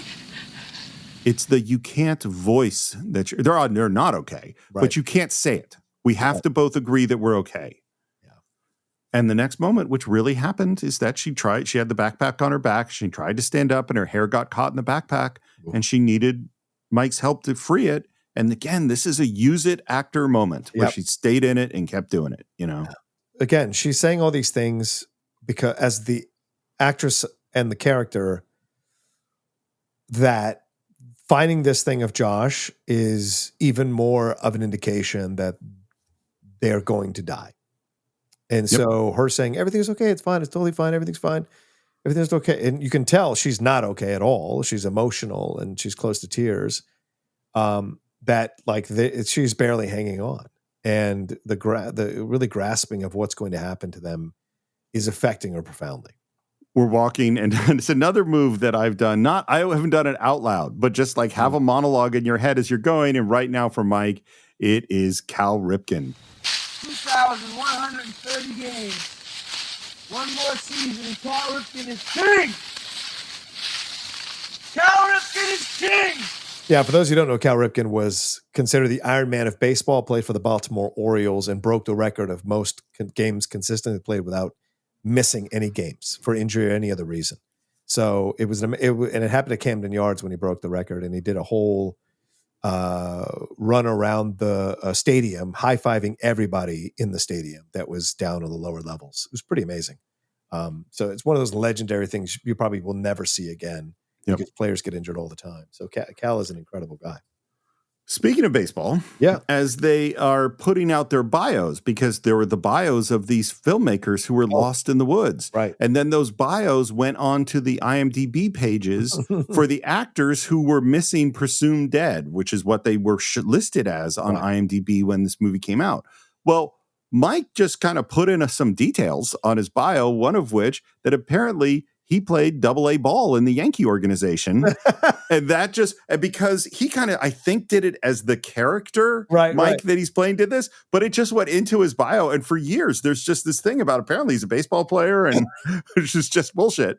And now we get to, the most famous shot in the film. We are back in the tent. Heather is looking straight into camera. She thought she was framing her whole face and got this weird sort of cut off framing that is so amazing. Yeah. Like there's something just incredibly magical about this off-center extreme close-up up her nose to her eyes that we're seeing. To be honest with you, I wonder if some reality shows stole this as the quote confessional.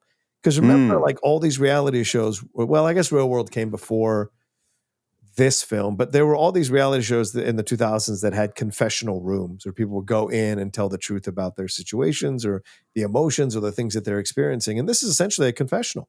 She is admitting to everything. Like you could play this in a court of law. This is her perception of the mistakes that she has made, but also I think it's also her understanding that she's going to die. And so she's leaving this is essentially almost like a living will that she's putting out there. Without bequeathing anything, it's more a matter of like asking for forgiveness and also telling her parents how much she loves them because she's so freaking. I just want to apologize to Mike's mom and Josh's mom and my mom. And I'm sorry to everyone. I was very naive. Almost every leadership job I've ever had, at some point, I have that thought of how I had been naive and how I need to be a better leader the next time. Yeah. And she, of course, doesn't have the next time, you know. But of course, she's taking this on as well because I think there is blame to go around all over the place. Oh, but, you know, as the leader, as the director, as the person who insisted that they stay in this situation, she is taking on more of the blame because of that. And again, that speaks volumes to who the character of Heather is in this movie, is that her realizing this. Because, you know, Steve, we've covered directors who would never admit that they're wrong or at anything they did. The fact that you have a burgeoning director here in Heather, the character of Heather in the movie, she is full on admitting that all the things that have happened here, she is to blame for to a degree. Which I don't think is right, but that's how she feels, and it's authentic. Because it was my project. And I insisted. I insisted on everything. I insisted that we weren't lost. I insisted that we keep going. I insisted that we walk south. Everything had to be my way. And this is where we've ended up. That's a long journey that this character has gone on. Yeah. And the thing some of my feelings about leadership, you know, were shaped by Hoover. And Hoover's attitude, you know, a world-class adventurer who did unbelievably dangerous and incredible things. Yeah. And his attitude was not quite every man for himself, but it was much more like, I am being completely transparent with you about all the risks here. And if you decide to do it, that you have taken on that risk. Yeah. So he would say, because they were going off to Afghanistan in the middle of the war against the Soviets, and he was like, this is really dangerous. Yeah. And you're not going to have any support out where you are. You're going to be on your own. And that was how Hoover did stuff. Yeah. And Hoover, as I've said, had 7 people die on expeditions that he led. Craziness, man. Crazy. I have and so he and I battled a lot during the last Shark Show, and this is also one of the reasons why I wouldn't work with Hoover again, is I don't believe that. I believe if you are the leader, you are to some degree taking on the safety of the people and the well-being of the people that you have brought on this project. Yeah. It's not that you're responsible for everybody in every single way, but you got them here. Yeah. You know? Yeah. And it's all because of me that we're here now. Hungry and cold and hunted. I'm scared to close my eyes. I'm scared to open them. I'm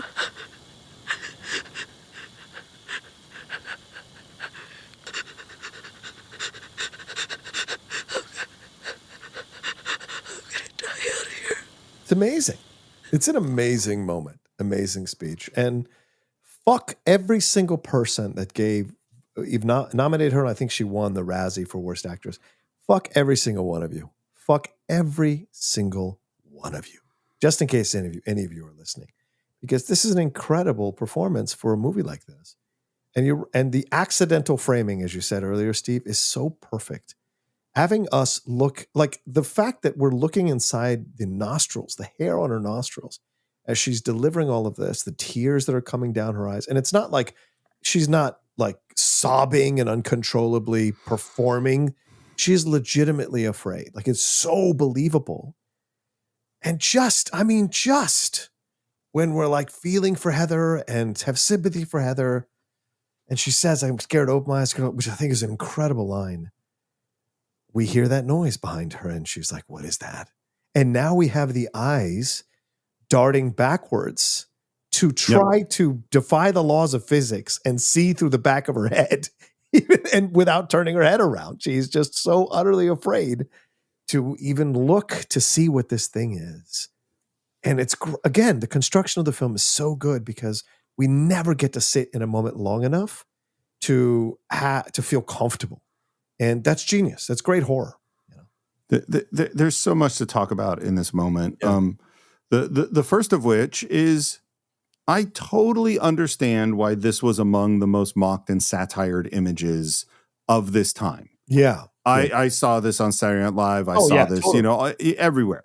And rightly so, because it is an iconic image. Totally. What's such a bummer about it is that it's also, this is a pure actor vulnerability moment. Oh, yeah. This is an actor going, I'm going to put it all out there. Yep. I'm not holding anything back. I'm going to look as, I'm not trying to be attractive. I'm not trying to be sexy. I'm not trying, I'm like just being emotionally real. And that became a point of mockery. And particularly that's a point of mockery that's linked to her actual real name is really, really messed up. Yeah. And then the other thing, I mean, in a lot of ways, obviously, the Cine-Files is a director's podcast. Film is a director's medium. The director is the person in charge. We've certainly sung the praises of composers and actors and writers and editors and all sorts of other people. But we tend to focus on a lot of directors. Yeah. And the thing about this moment, this was done without a director. Yeah, exactly. This was done without a writer. Yeah. This was just her in a tent with Mike doing this all by herself. Yeah. Like it's just... And this is what makes me so and I think a thing happens. Which is, we talked a lot about degree of difficulty. Sure. And people judge the degree of difficulty sometimes by the beauty of what's going on. Yeah. Like you see the gorgeous, epic, Lawrence of Arabia shot, and you're like, oh my God, that must have been a really hard degree of difficulty. Whereas you see bouncy high 8 video cameras moving around that aren't beautifully lit and so we mentally turn down the degree of difficulty. Right. I think, and go like, well, this is cheap stuff. You know what I mean? Like the Blair Witch is a cheap movie. It's cheap. No, it's not sophisticated. Right. And it's like, well, yeah, you could make that a less degree of difficulty, except David Lean had 300 people helping him do that shot in Lawrence of Arabia and millions of dollars. Heather is alone with a high 8 camera pulling this off. And I agree with you. I mean, no note left in a film canister or in a pile of sticks is equivalent to what she's doing here. Yeah. Do this. It's your final message to your family and to Josh and Mike's families. That's basically probably the note. And then she takes that and creates magic from it. Right. And so in a way, I think it still adheres to what you said, Steve, is that the Cine-Files is very much a director's podcast. She is directing herself. Yes. In this moment. So it still adheres to the idea that this film is still very much a director-driven film, just not the directors that were credited.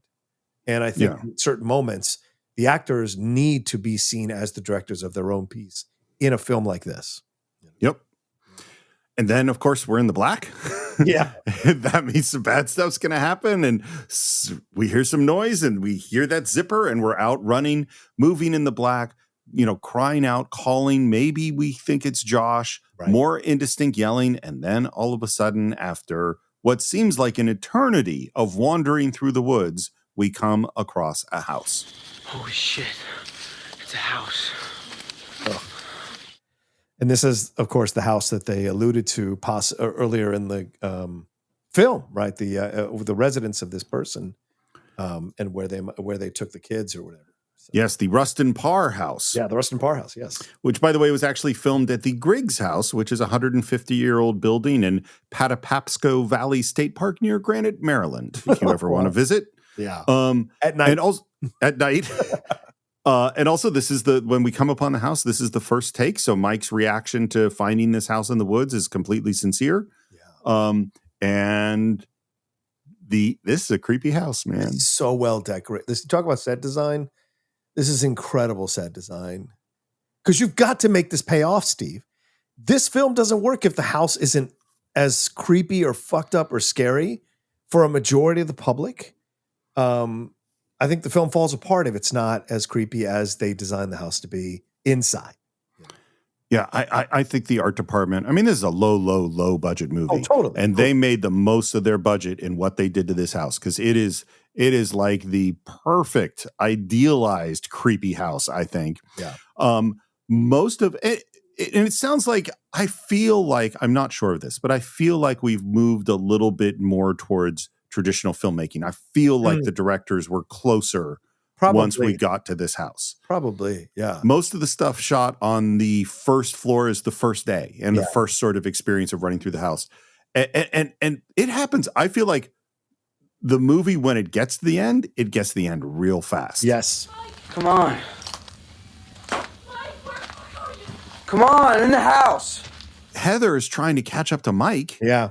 Who is just on a mission, is how I would define him at this point. On a mission. We go back to that black and white handheld.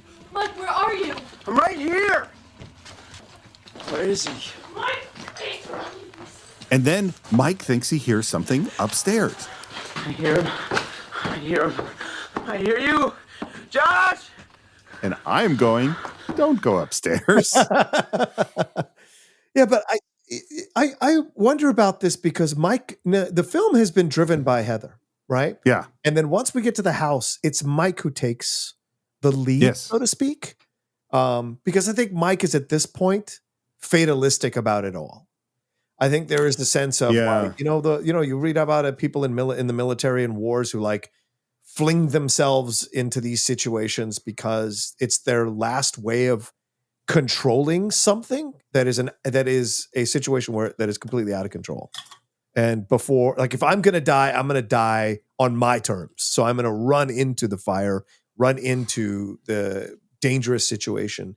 And it feels like that's what Mike is doing here because Mike is desperate, hungry, tired, and wants to find Josh. Because even on a subconscious level, if he finds Josh, that means there's a way out. Right. Like someone, if he's still alive and he's saved, then we might be able to as well. And so I think that motivates him to tear ass up the stairs to try to find him, much to Heather's utter horror as she's screaming after him, and he's just desperate now to find this and desperate to find Josh. Cause I think in some way, if he finds Josh, then there's some hope because he has no hope right now. It's funny. I think as soon as you said the word fatalistic, something kind of clicked in my brain because I think everything you say is true. Yeah, and I also think there's sort of well, if I'm going to die, let's get it over with. Yeah, let's get it over with. Yeah, which I think is a part of humanity. Like this, and as I said, I think it's psychological in that like, if I'm going to die, let's get this over with. And this way I have one last bit of control about what happens to me because everything's been happening to me from an outside force. Yeah. This is my last moment to retain some semblance of self-control and decide to die on my terms. And I think you're right too that Heather, who has been the leader up until that moment in she's done. She's following Mike. Yeah. Because Mike has become her connective tissue.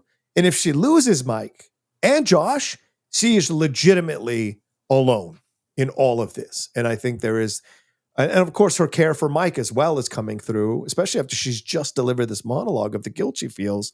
She is running after Mike and she can't catch up to him. And this is great construction for the horror movie as well, because we, in essence, are screaming after Mike through Heather as well. Like, where are you going? What are you doing? Why are you running up the stairs? Oh, no.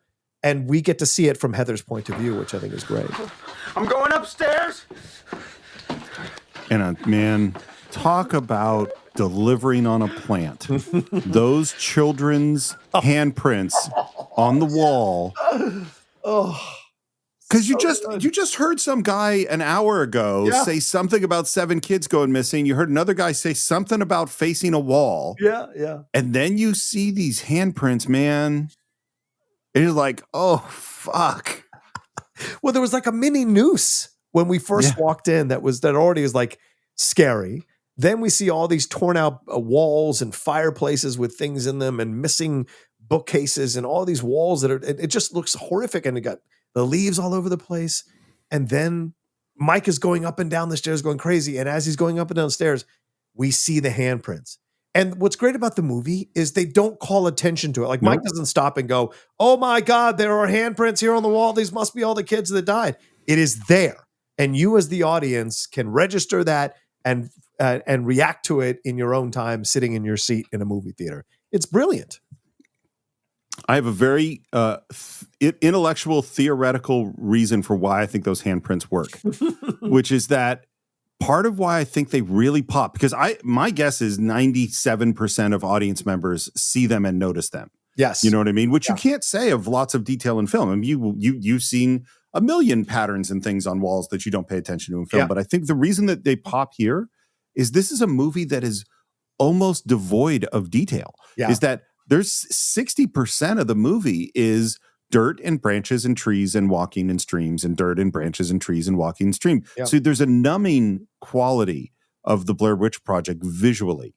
So when a detail comes up that is distinctly different, I think it registers in a different way than it would have had we been in a movie with all sorts of interesting visuals all the time, you know? Right. 100%.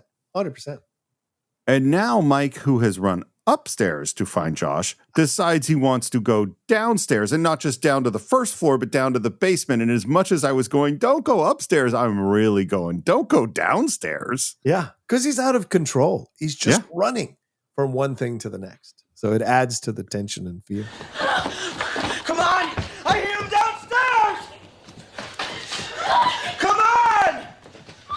Josh! So Mike is now heading down the stairs to the basement, which is obviously the safest place to go in any horror movie. And it's important that Mike is carrying the high 8 camera, whereas Heather is carrying the black and white camera. So the more dramatic camera they give in the hands of the person that they want in the final shot, which is good directing. So he is coming downstairs, calling out for Josh, and he is really scared. It's almost whimpering. Josh, is that you down there? And you can hear Heather's voice and that she's somewhat behind him, like maybe still up on the second floor, screaming for him, doesn't want to be alone. Mike is moving slowly through this unbelievably creepy basement, and then something happens. There's a thunk, and the camera goes down, just lands on the ground, and you just see that, you know, almost afterthought of an image of the camera shooting out along the ground of the basement. It's great.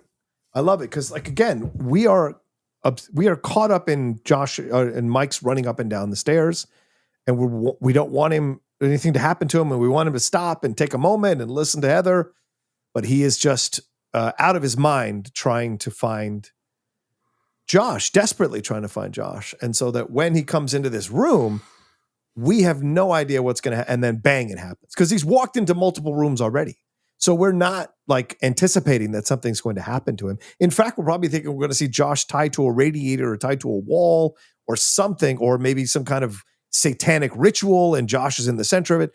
None of that happens.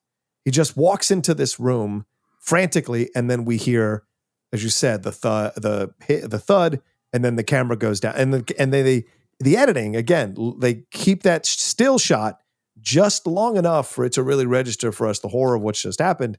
And then we move to Heather's POV and her camera, which is great.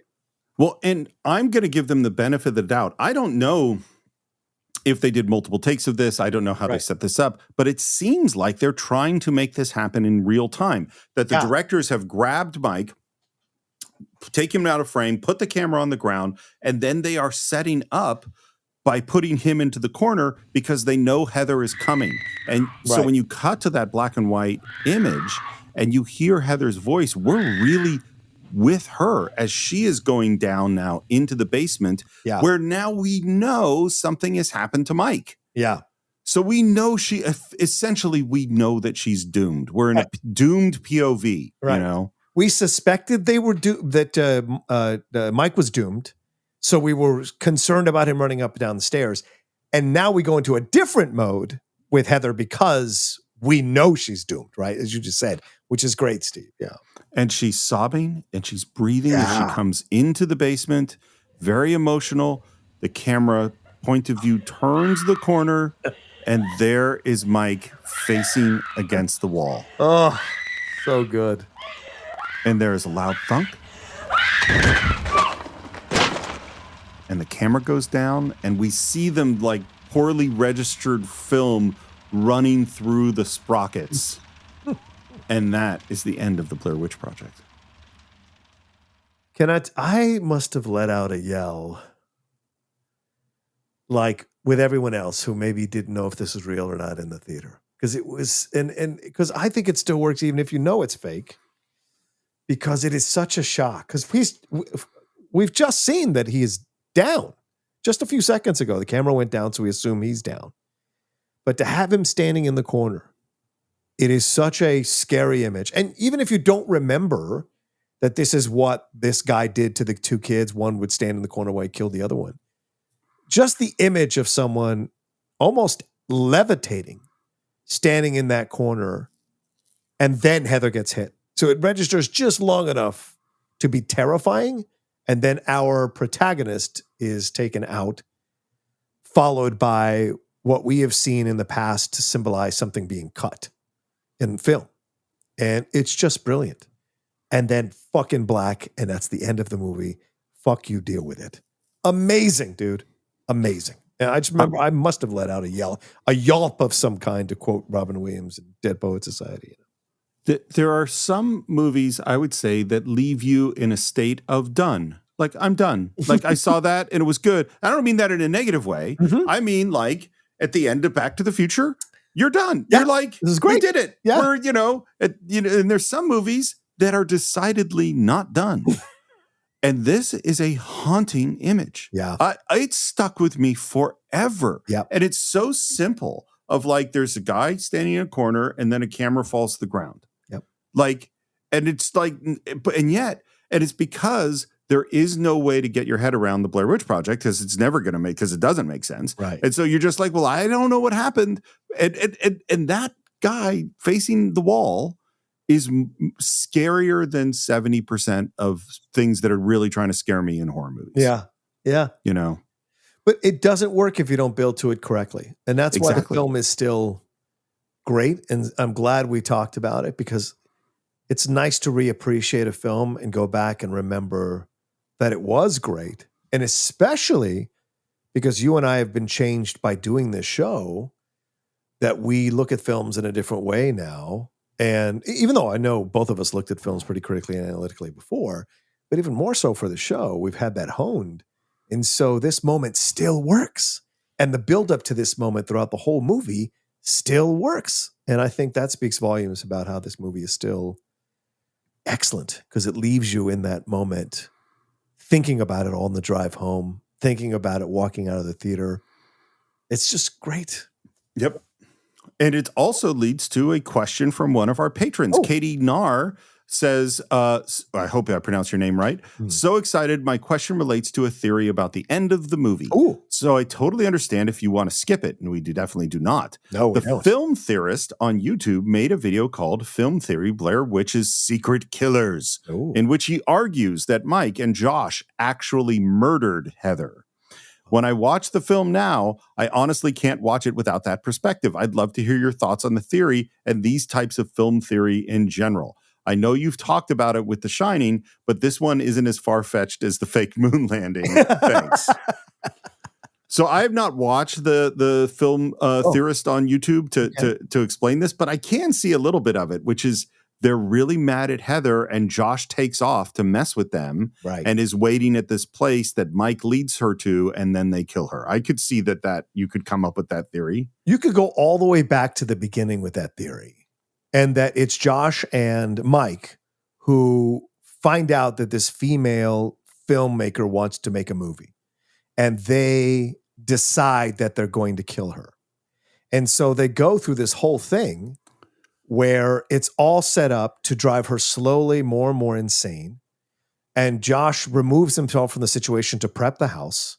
And Mike is the guy who runs ahead of her to get to the house and runs up and down the stairs so that she becomes more frantic trying to follow him. So she's less cautious.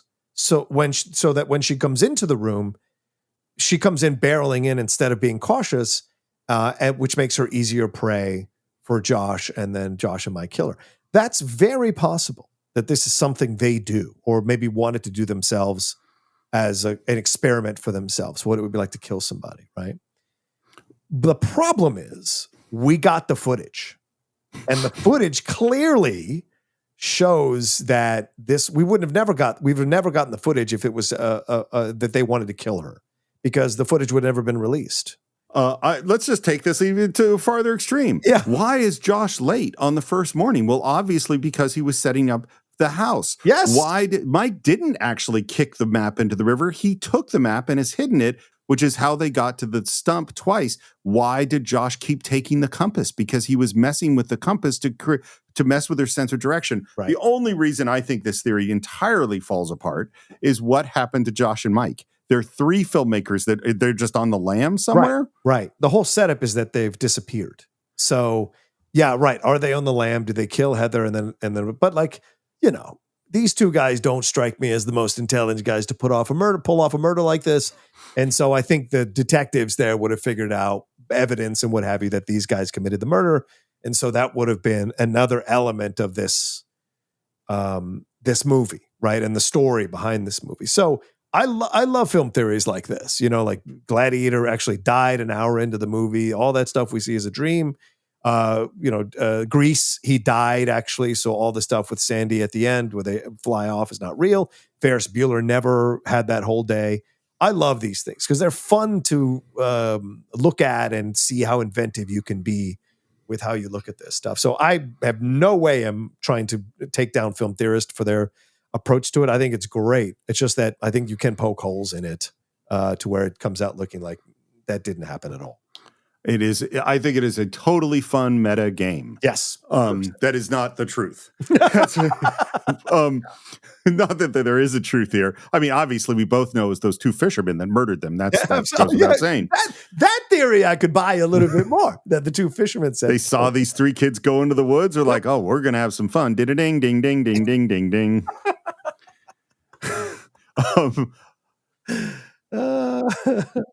At first, the whole plan was that they were going to do this in search of style documentary with a host, and they would be interviews with historians, and there would be all these other things. And of this found footage would be 20-30% of the movie. And that is what they started to work on because that was the intention. And pretty soon as they're cutting and they're looking at this footage they have from these 3 actors and they're going, this is way more interesting than everything else. Like everything. And it started to become much more of a movie that was first, it was 50% this story, and then it was 60%. And slowly but surely it became the story. And this is where, again, I need to go back to, what is the responsibility of a leader? Right. And so I was absolutely too harsh at the beginning of our first episode. I don't think the deal that they set up with these actors was unfair. Paying them $500 or $1,000 for a week's work to do this experimental film with non-union actors, where they're going to be just sort of because I think there was much more they were appearing in the background of this larger documentary. I think that was totally fair. Right. The moment at which you go, hey, we have something special here. We're going to make a very different kind of movie because of what these actors did is where I think their deal that they made, and it's really hard to rewrite a deal not in your favor. Right. Yeah. Very good. Like this, and this is the thing, is that everybody who is an up-and-comer in Hollywood or whatever talks about the horribleness of the people in power and how they keep power to themselves and they don't pay people enough and they don't care of the people that are working with them, and we're all angry about it. Right. And then as soon as you move into the leadership position and it's your money that might get taken away or your credit, it's hard, you know? Yeah, 100%. But this is the first moment at which I think they should have started to think that, Oh, yeah. Hey, the first cut was 2.5 hours long. Wow. And they did a screening and they cut it down and they cut it down and they slowly found the movie that this is. And then they're at Sundance in 1999, which is Sundance has become a big deal by this point. This is really important. They screen it. It doesn't, as we mentioned, it doesn't have the setup for the thing in the corner, although it does have this ending. Right. Artisan sees the movie and they buy it for, I've seen either 1 million or 1.1 million. Yeah. Yeah. And this is the big moment. Yeah. They have a legal contract with these actors that are paid out. We paid them $1,000 or whatever we paid them for this work. They're non-union. They have no percentage of the movie. You have just made, you're one of two directors that took your $50,000 movie that you raised money for, and someone just handed you $1.1 million. Yeah. I think they should have cut the actors in and given away some of their money to those actors. But that's not easy to do. Exactly. It's not easy to do. Right. But I think that's the right thing to do. Fair point. Fair point. I mean, all we've talked about, this whole movie is just these, I mean, it's not, they had a brilliant idea, a brilliant experiment, and they fucking scored with unbelievable actors who delivered far beyond how anyone could imagine. Yeah. They should have acknowledged it better at this point. Certainly. You can say that in hindsight for sure. Yes. As we said, Artisan didn't like the ending. They went out and they gave him some more money. They shot a whole bunch, like 4 different alternate endings, some of which were like really bloody, some of which were like more horror movie kind of endings. Yeah.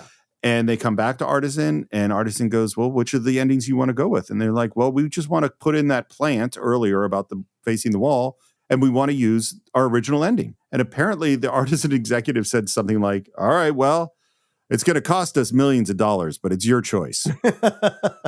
Which, first of all, they're like, millions of dollars? Yeah. This movie's not going to make millions of dollars. Of course. Yeah. But then again, it did. Yeah. One of the big things when they realized they had something, in addition to Ain't It Cool News, the teaser played before the Phantom Menace premiere. Oh, so smart. Yeah. So smart. We have another question from Ryan Lieb, one of our great commenters on Patreon.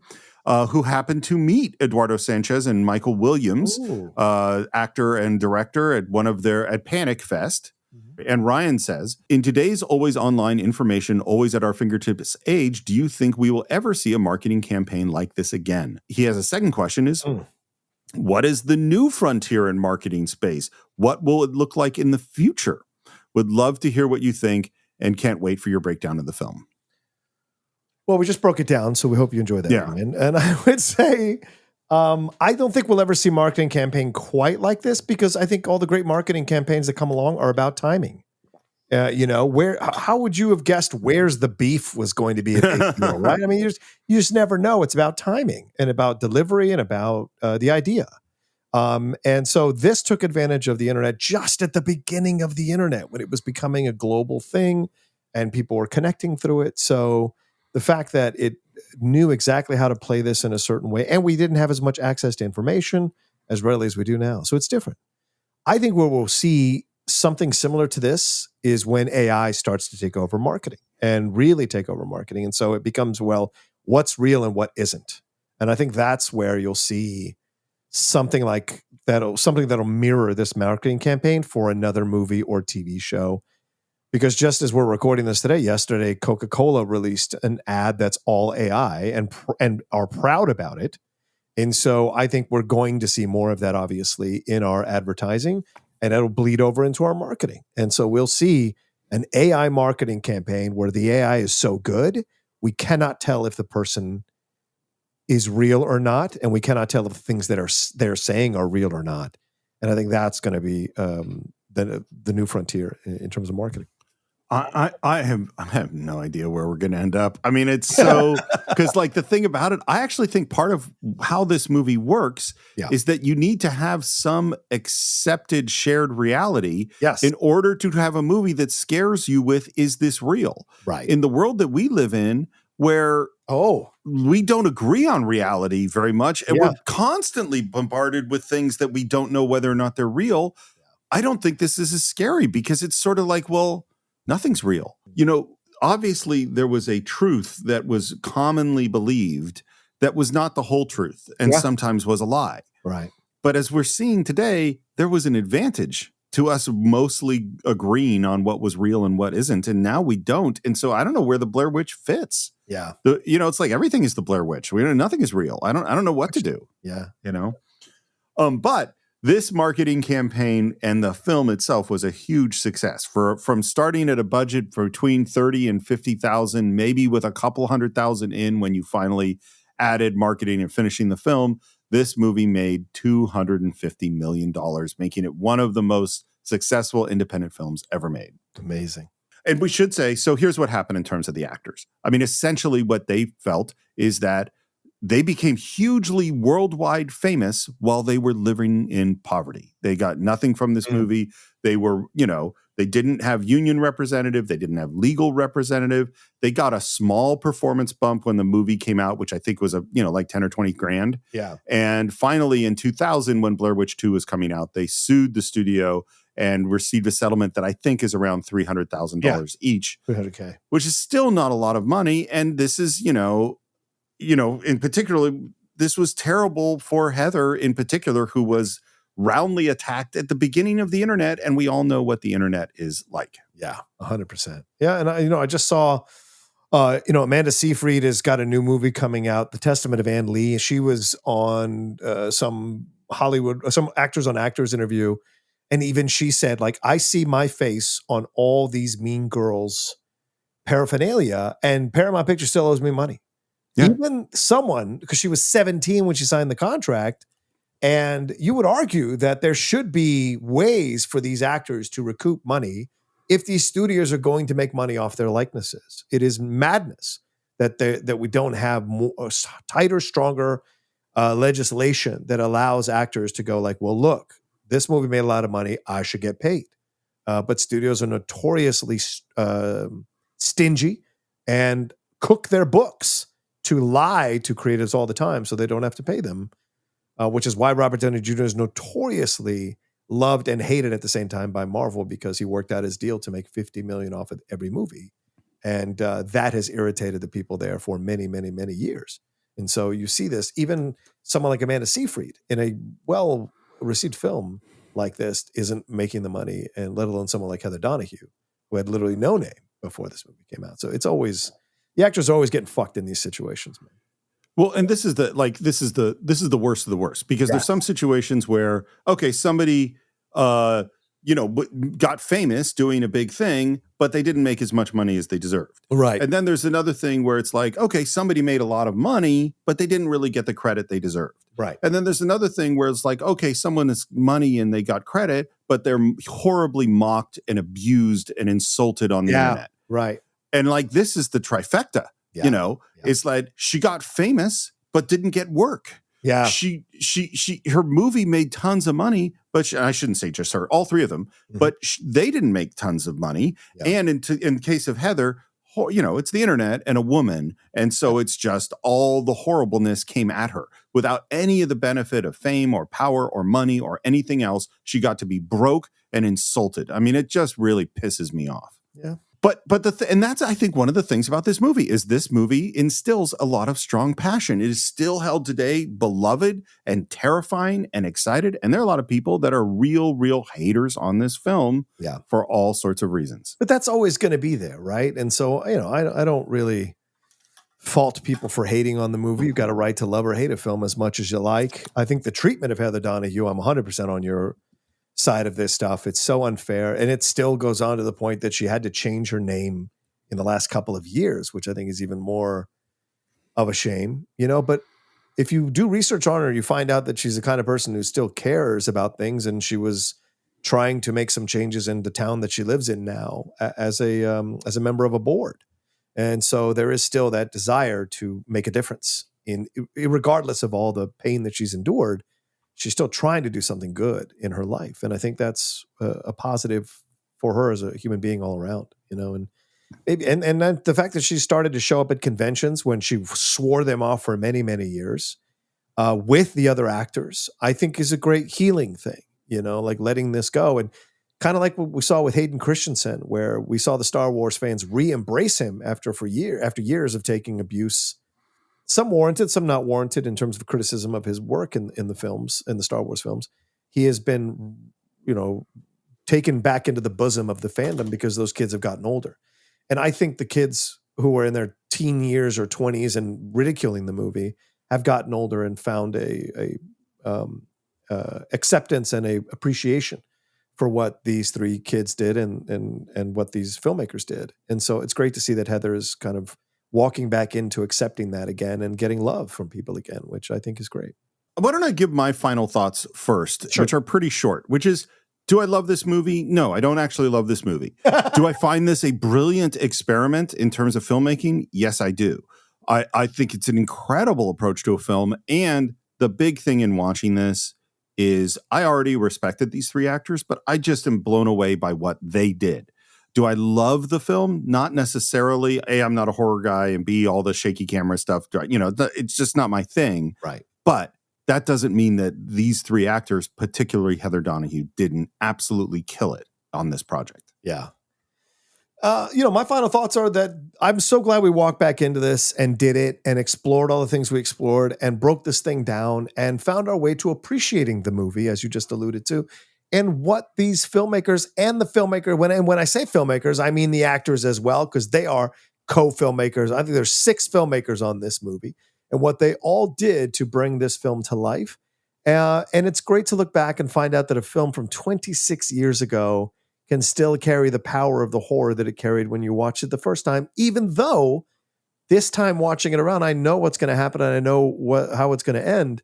I still felt myself getting caught up in the horror of it all. And isn't that what's great about the good horror films, is that no matter how many times you watch them, you can still lose yourself in them and be affected by them. And to appreciate the filmmaking here too, Steve, as we look back on essentially the grandfather of found footage films, and see how this still is a powerful one, even though there have been a lot of copies and knockoffs since, this one still carries its weight, I think is a great thing as well. And there are lessons to learn, I think, for young filmmakers as well, about what to do and what not to do and how to construct films like this, as Steve mentioned so well, in the editing, as well as in the filmmaking and in the performance. So yeah, it's just been a lot of fun, and I'm glad we did it, and I don't even care that it went 2 parts and we're past Halloween, because I think it's still a resonant film, so to speak.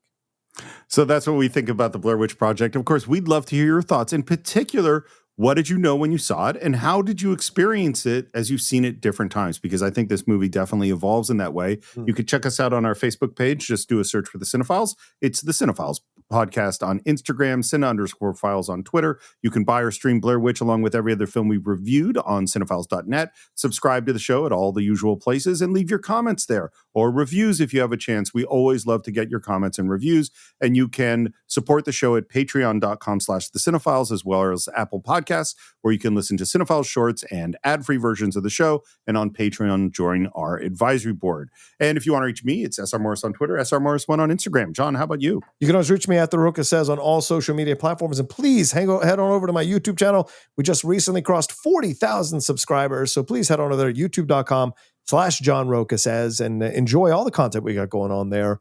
Reviews, shows, reactions, interviews, and all of that stuff. And thanks again for another fun trip down memory lane, Steve, with this podcast. I enjoyed it too, although it's a scary memory lane on this one. Maybe the next one will be a little more exciting when we come back next week for an all-new film right here on the Cine-Files.